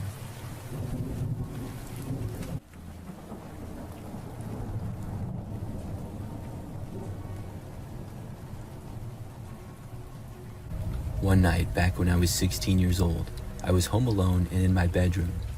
Both my parents went out for the night, and my older sister was staying over at her best friend's house. All my friends were busy, so I was just up in my bedroom playing on my computer. At about 9 o'clock or so, I remember that I thought I heard a noise from outside near the front door. It sounded like somebody was possibly trying to open the front door. I figured my parents might have been home early, so I didn't think much of it. But after like 2 or 3 minutes, I never heard the door open, and I realized that it was strange. Then I heard the same noise again. At that point, I got sort of a nervous feeling, so I decided to go down and see. Obviously, it was late to be getting anybody at the door, and I never heard a knock, but my bedroom was far away from that part of the house, so I wouldn't have heard it very clear. Soon, I made it to the front of the house, and then to the front door. When I got there, I looked out of the window, but nobody was in sight. I also went and looked out of the other front windows, and saw nothing at all there either. I wasn't really sure what I had heard, or thought I had heard. I couldn't really definitively say what it was, so I went around to a couple more windows and looked out of them as well, just to be safe. Everything seemed fine, so at that point, I decided to go back upstairs. I figured that if anybody had been at our front door or on the property, they had left. It was probably just somebody at the wrong house, if anybody was even there at all. So I got back up to my bedroom and then went inside and sat back down at my desk. Within a minute or so of being back at my computer, I had started to take my mind off what happened. I was feeling good and no longer worried about it. But then I heard another noise. This time it was unmistakable because of how loud it was. Somebody was knocking at the front door. Instantly, I was really nervous. I got up from my desk and left my room again. This time, I slowly made my way downstairs. I was nervous to see who was at the door, because at 9 o'clock it wouldn't be a salesman and probably not one of my friends, but I hung on to the hope that maybe it was nothing weird or creepy. When I got back downstairs, I walked over to the front door area. I was careful not to be in the way of the window to let whoever was there see me, but when I got to the front door and looked out, nobody was there. I went over to the front window again, which had a better view. Nobody was there either. I was really confused and also creeped out. I was telling myself that maybe it was just a prank. Nothing like that had ever happened before, but possibly some kids were playing Ding Dong Ditch or something. I stood around for a few more minutes looking around. That's when I heard this strange noise at the back door. I don't really know how to describe it, but I knew that somebody was there. If someone was at the back door, they would have gone all around our yard, which was fenced in, so I knew they were up to no good. I was really freaked out to go and see who was there, but for some reason, I did. I walked over to the back of the house, moving slowly and trying not to freak out. When I got into view of the back window, I just barely saw something. It looked like somebody was moving away from the back door and going further into the backyard. It was really dark back there, so I couldn't see much. I went over and looked around, no longer seeing them. Then I turned on the back light. For a second, I saw someone moving out of sight behind the trees. There were some trees partly in our yard and partly in the neighbors. For some reason, somebody was back there. I kept watching for a little while, and they did not return. I opened up a back window a crack and called out, "Hey, who's there?" There was no response, so I figured that they got the hint that I saw them and left. I thought about calling the police, but didn't because I figured that the person was gone, so I closed the window. I then made sure that the back door was locked and decided to go back up to my room. I hoped that my parents would be home soon. I walked back upstairs into my bedroom. The whole time I was just paranoid that the guy would return, but I was telling myself that he wouldn't. When I got back to my bedroom, I looked out of a back window into the yard and still saw nothing, so I sat back down at my desk again. I tried to distract myself from what had happened and focus on the computer again. After maybe a couple of minutes, I was starting to feel slightly better. All of a sudden though, I thought that I just barely heard the sound of the back door opening downstairs. I first went over to the window and looked out. I couldn't really see the back door from that angle though. I went over to my bedroom door and listened closely. When I did, I couldn't hear anything. By now, I was seriously considering calling the police. However, I just wasn't 100% sure of what I had heard. I thought maybe it was just my imagination from me being paranoid about what had happened earlier. So I decided to go downstairs. I quietly left my bedroom and tiptoed down the hallway and over to the stairs. When I got to the staircase, I looked around and saw nobody downstairs. So I went down them and was still looking around and feeling paranoid. When I finally got downstairs, I first headed over to the back door. When I got there, I could not believe what I saw. The door was wide open. I didn't see anybody in sight though. I went over to the door and closed it. Then I stopped and listened. I heard nothing. I called out again, trying to sound tough, and I said, "I already called the cops. They'll be here any minute." However, I didn't hear anything in response. Of course, I hadn't called the police. I wasn't sure if somebody was in the house or had already left. I went around towards the living room to look around. When I did, I was sure that I heard footsteps a little ways away. I stopped where I was. The footsteps were moving through the dining room and towards the kitchen. I stood there in the living room, too scared to move. Then I heard the footsteps seeming to approach me from behind. I looked back and just barely saw a shadow of someone starting to come around the corner. At that point, I just bolted up the stairs. I ran like crazy and went all the way into my bedroom. When I got inside, I slammed the door shut behind me. I ran to my bed and pulled the covers on top of myself. Then I called 911 on my phone and told police that somebody had broken into my house. After giving them my address and hearing that they would be there shortly, I just waited. It was now complete silence. A few minutes went by. Then I heard a quiet knock at my bedroom door. I was too scared to move. I stayed where I was and didn't do anything. The door didn't open though. Several more seconds went by. I thought that I heard footsteps in the hallway, just barely. Then I stopped hearing them. Several more minutes went by. Soon the police got there. I went down to talk to them, and whoever had been in the house was gone. The back door was still open though. And the strange thing is that nothing was stolen or anything. My parents got home a short time later. Nobody ever figured out who it was. It still creeps me out when I think about it to this day.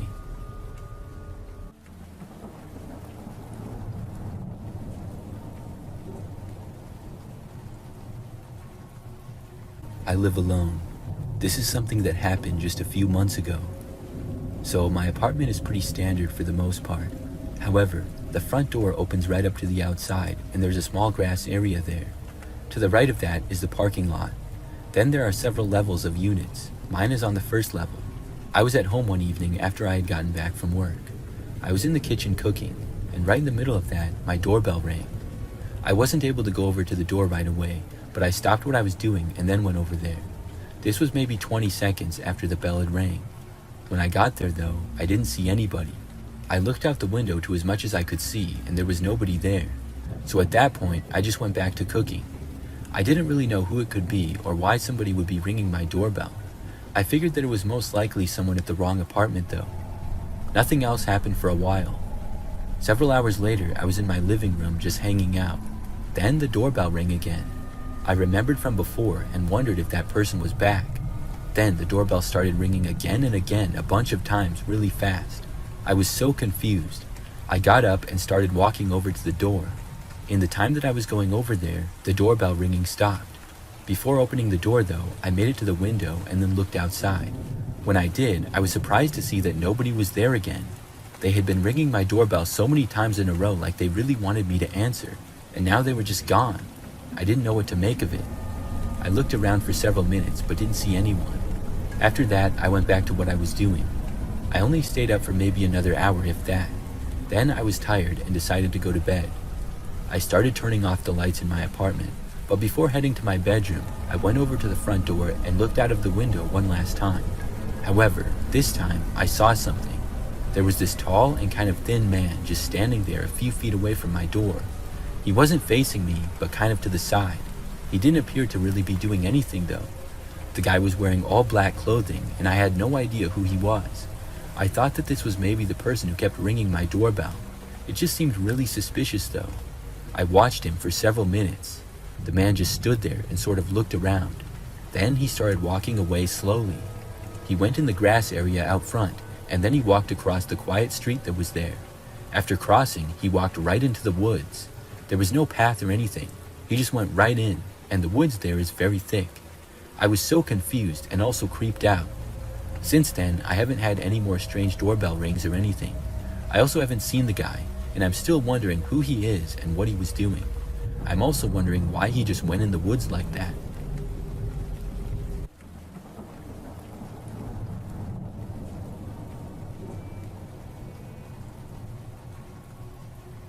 I never thought much of getting randomly paired with a college roommate. I figured we'd be friendly, share some laughs, and maybe argue over something small, but nothing out of the ordinary. But when I moved into the dorm, I was paired with a girl named Emily, and from the start, things felt off. Emily was quiet, not in a shy way, but in a way that made you wonder if she had something to hide. She didn't go out much, and when she did, she'd be back in no time. She kept to herself and barely spoke to me. I tried to be friendly, but she only gave short, one-word answers. Over time, I started to avoid her as much as possible. I felt bad about it, but it was just easier that way. One evening, I was studying in our room when Emily came in looking more upset than usual. She threw her bag on the bed and sat down heavily. I tried to ignore her, but she was pacing back and forth. "You okay?" I asked, though I didn't really expect an answer. "Yeah, just a lot on my mind," she said. Then she fell silent again. That night, as I was about to fall asleep, I heard Emily's bed creaking. I looked at the clock. It was past 2 a.m. I tried to ignore it, thinking she was just restless, but then I heard a soft, rhythmic thumping sound. It was irregular, like something heavy was being moved around. Curiosity got the better of me. I got up and peeked out of my bed. Emily's bed was moving slightly with each thump, and I saw her silhouette through the thin partition that separated our beds. She was sitting up, her head bent forward. I was too tired and scared to investigate further, so I just went back to bed. The next morning, Emily was already gone when I woke up. I didn't think much of it until the day after. I was sitting at my desk when I noticed something odd. The drawer of the nightstand next to Emily's bed was slightly open, and I could see a piece of paper sticking out. I pulled it out and found a list of names and dates written in Emily's handwriting. It didn't make sense at first, but then I realized they were names of students in our dorm, and the dates were all recent. I started to feel uneasy. I didn't know why Emily would have a list like this, and I didn't want to confront her about it. A few days later, the list was gone, and Emily acted like nothing had happened. As the days went on, Emily started acting even weirder than normal. I started noticing that Emily was always home, even when she said she'd be out. I'd come back from class, and her door would be closed, but I could hear her muffled noises from inside. It sounded like she was talking, or maybe arguing with someone, but I never saw anyone else come or go. One night, after several days of this strange behavior, I was coming back from a late study session. As I approached our room, I noticed the door was slightly ajar. I could hear Emily's voice, but this time it was clear. She was talking, loudly and angrily. Her door was cracked open, and I could see her in the room. She was standing by the window, her back to me. She was talking to herself, but the way she was moving, it was like she was addressing someone else. I couldn't make out what she was saying, but it sounded intense. I didn't want to intrude too much, so I quietly closed the door and went into the common area. The next morning, Emily was gone again. I took the opportunity to look around her side of the room. I felt a little guilty about snooping, but she was acting so weird lately that I wanted to see if I could get a clue as to what was going on. I didn't find much, just a few personal items and the empty drawer where the list had been. But there was something else. Underneath her bed, I found a small old-fashioned key. It didn't look like it belonged to any of the dorm rooms. I put it back where I found it and decided to stay away from her side of the room. Days went by, and Emily's behavior grew even more erratic. One evening, as I was studying late, I saw her from the corner of my eye, walking around the dorm with that strange, intense look on her face. She had a heavy bag with her, and she seemed to be looking for something or someone. I tried to avoid her, but she noticed me and gave me a cold stare before quickly disappearing down the hallway. Things reached a tipping point one night. I was awoken by a loud banging sound coming from Emily's side of the room. I hesitated, but decided to check it out. When I opened the door, the room was dark, and Emily was nowhere to be seen. Her bed was a mess, and the room looked like it had been ransacked. I went to the common area and saw Emily sitting alone, her head in her hands.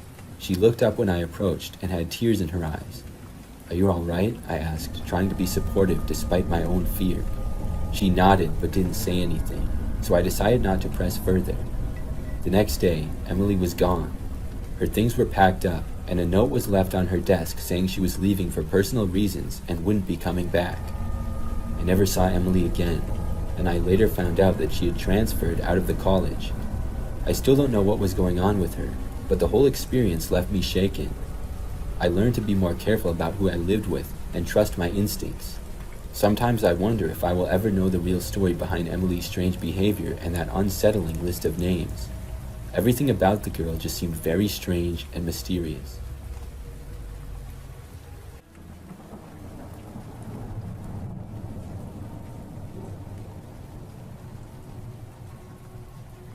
This happened when I was in high school. I'm a male and was 14 years old at the time. I lived at home with my parents, and one Thursday afternoon, I got home from school at the usual time. Normally, both of my parents would be gone for a few hours after I got home from school.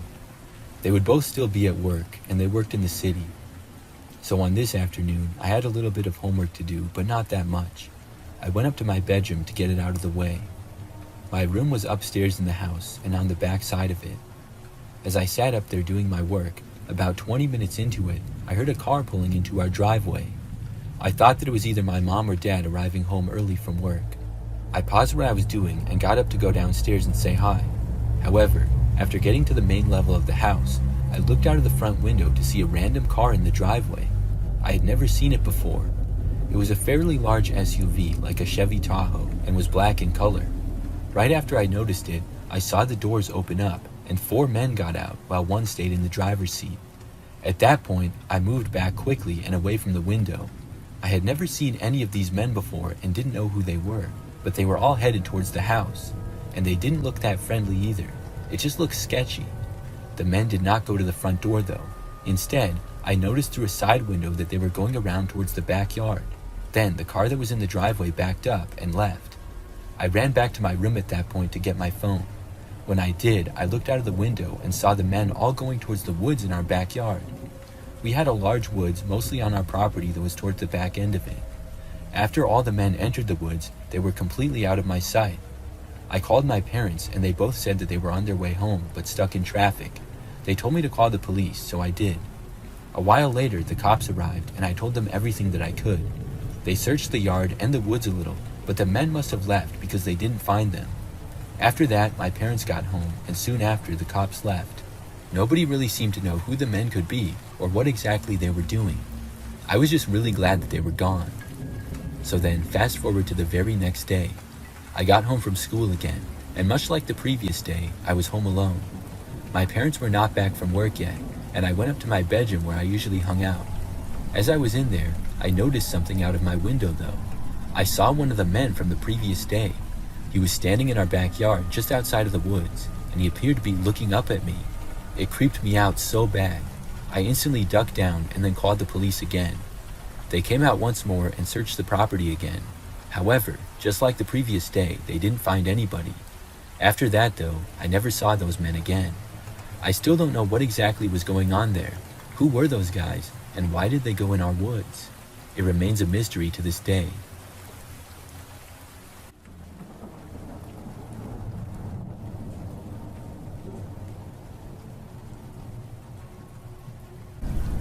This happened back when I was 12 years old. It was the summertime, and I was at home by myself. Both of my parents were at work, and this was probably in the late morning. I just remember that it was a really nice day outside. So I went into the front yard, and I was reading a book in a chair that we had out there. After probably an hour of this, I remember noticing a car driving down our street. A few cars had already gone by that I had noticed. We lived on a quiet street that wouldn't get very much traffic, mostly just people who lived there. This one car in particular was going very slow. It was a black 4-door sedan, and after passing by, it went further down my street and then out of sight. I didn't think too much of it, but only about a minute later or so, I remember the car driving back from the other way. When it passed by our house, it seemed to slow down even more than it was already going. I also did not recognize the car, and I couldn't help but feel a little bit suspicious. The car ended up moving on and leaving the street though.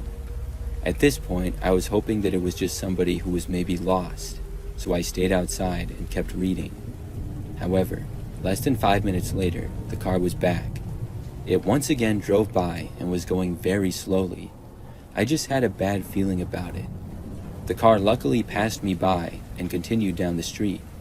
When it did, I decided to go inside of the house. After getting inside, I think I went to the kitchen to get something to drink. I was going to go to my bedroom, but before that, I stopped at the front window. When I did, I saw the same car sitting in our driveway. I couldn't believe it. The car was parked at the back end of the driveway, and I could not see who was behind the wheel. But I did see somebody in the driver's seat, and it appeared to be a man. I watched the car, and it continued to sit there. Nobody got out. I didn't really know what to do, but I remember that I soon moved away from the window. I walked around the house. I don't really remember why, but when I returned to the front window, I could see that the car was now empty. The man had left it. I didn't know where he had gone though. I looked to the front step, and nobody was there, so he wasn't going to knock at the door or anything. I went to another front window and looked out, but saw nothing there either. At that time, I was trying to figure out what he could possibly be doing. I couldn't think of any logical explanation though. I went to go back to my bedroom. When I got inside though, I saw the man at my window just outside of it. We locked eyes for a brief moment before I quickly ran away. I ran into the kitchen to get the phone and call 911. However, when I did, I saw the man running away past another window. He then went around the house and back to his car. As I was calling the police, I could hear him driving away. I went through with the call anyways though. The police came out to our house, and I spoke with them for a while, telling them everything that I could. My parents got called and came home from work early. It was one of the craziest moments of my life. I'm really glad that the man was unable to get inside.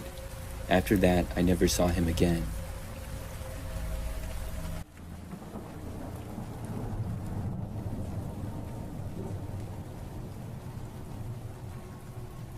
A while ago, I would deliver pizzas for my summer job. I became a school teacher out of college, but the pay wasn't great for my first couple years. So, over the summer months, when school wasn't in session, I worked a part-time job in pizza delivery. I worked at Domino's, and they stayed open late, so most of my shifts were night shifts that I would work into the early morning hours. It was one of those early morning deliveries which ended up being a scary encounter. The order started out normally, as I put the pizza which had been ordered into my car and drove to the address listed. One thing I noticed when I was turning onto the street was that there were no streetlights at all. There was a row of 4 or 5 houses on one side, and then on the other side of the street was the start of woods, only about 10 feet away from the road. I parked in front of the last house on the block and walked up to the front door with the pizza. There was no doorbell at this particular house, so I knocked loudly a couple of times. I waited a minute or two, but nobody came to answer the door. I couldn't just leave the pizza on the front step, because we hadn't received any payment for it yet.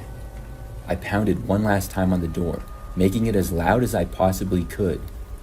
Finally, a dim light turned on behind the door, and an older gentleman opened up. He told me grumpily that he didn't order a pizza.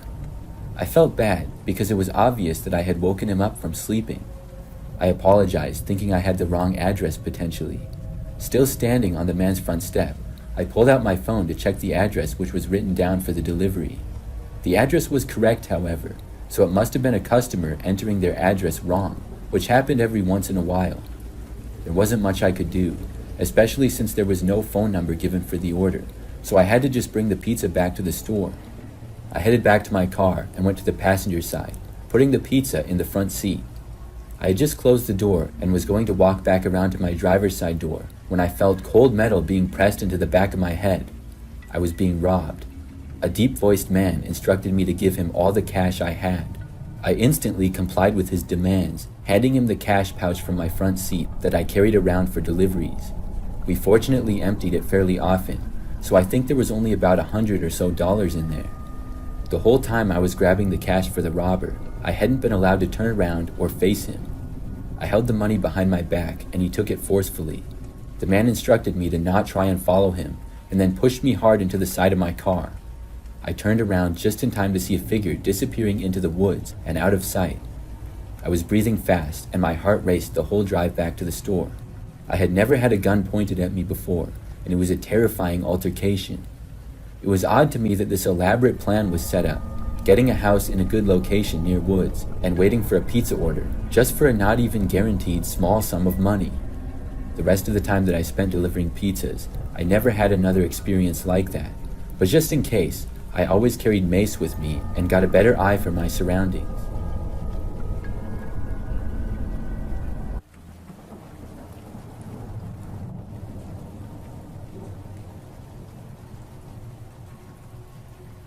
One Saturday morning last year, I went to Walmart to get a few things. There's a Walmart basically 2 or 3 minutes from where I live. I knew that this Walmart gets really busy basically all day, so I specifically went at like 8 a.m. When I arrived, it wasn't too busy yet. I was just getting several items in the produce section of the store. It took me maybe 5 to 10 minutes to get everything. Then I headed up to the checkouts and got the items without a problem. After that though, I walked out to my car, which was parked pretty much right in the middle of the parking lot. There were a decent amount of other cars around. As I approached my vehicle though, I saw this guy standing nearby. He didn't really seem to be doing anything. I reached my car and the man started to approach me. This gave me a bad feeling for some reason. I looked over to the man and he said hi to me. Then he told me that his car was broken and he asked me if I could help him figure out what was wrong. I really didn't know anything about cars. I told the man that I couldn't be much help to him. He still asked that I go over to his car though. I asked him where his car was, and he pointed to a sedan that was a few spaces away. I don't know why, but I walked over to the guy's car with him at that point. I asked him to tell me what exactly the problem seemed to be. The guy didn't really say anything though. When we arrived at his car, he surprisingly asked me to get inside. He told me to go in the passenger side, because that's where things seemed really weird. I didn't know what he meant by that, but it sure seemed suspicious. I said that I was good where I was and told him to try starting the car. He did not though. He told me to just get in. I told him to start it first, but he did not. This made me even more suspicious, so I told him that I had to go and I began walking away. The man didn't say anything back to me right then, so I continued walking away. I went all the way back to my car, and then I got inside of the driver's door. Right after doing so, I noticed my passenger side door opening up. The same man was suddenly getting inside my car. I hadn't noticed him walking over to me. I looked over, very confused, and before I had a chance to say anything, the guy told me to start the car and drive. I did the opposite. I got out of the car and bolted for the store. I sprinted all the way back inside of Walmart, and then I called 911. The guy was still inside of my car, but he didn't have my keys or anything. He hadn't bothered to chase me. I waited inside of the Walmart until the police got there. When they did though, the man and his car were gone. I answered some questions and was told that they were going to review security footage. In the end though, I don't know what happened. I'm just glad that I got away from him.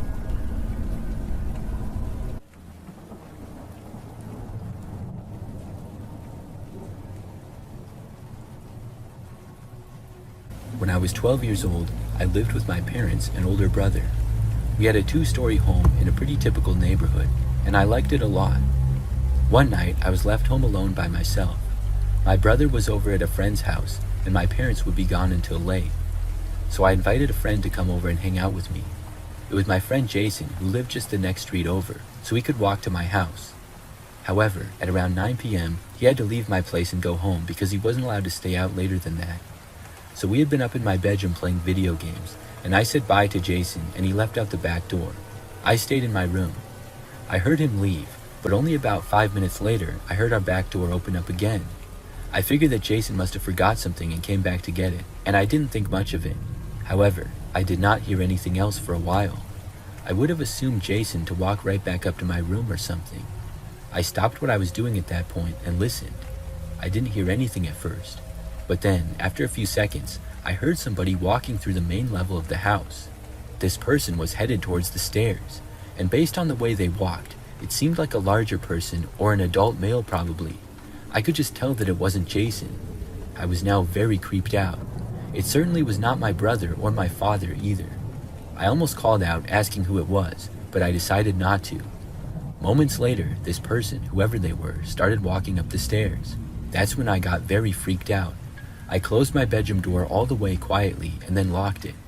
Soon after, the person made their way up to the top of the stairs and started walking down the hallway. I did not know what was going to happen. I didn't have a cell phone at the time, so I had no idea what to do. The person walked around the hallway upstairs for what felt like forever. Then, finally, they walked back downstairs. When this happened, I knew it was my chance to call the police. I walked over to my door carefully and then opened it as quietly as I could. I then ran to my parents' bedroom, which had a phone in it. After getting in there, I closed the door behind me and locked it, and then called the police. I didn't really hear any sounds from the main level of the house anymore. After calling 911, I hid under my parents' bed until the police got there. When they did, surprisingly, the person was still there. It was a man who I did not know, and the police arrested him hiding in the basement. It was a huge relief. My parents got home soon after. The man had entered the house through the back door, obviously. I think he must have somehow seen Jason leave and maybe thought that Jason lived there and the house was empty. I really don't know though. I have no idea where he came from in the first place. It was very creepy.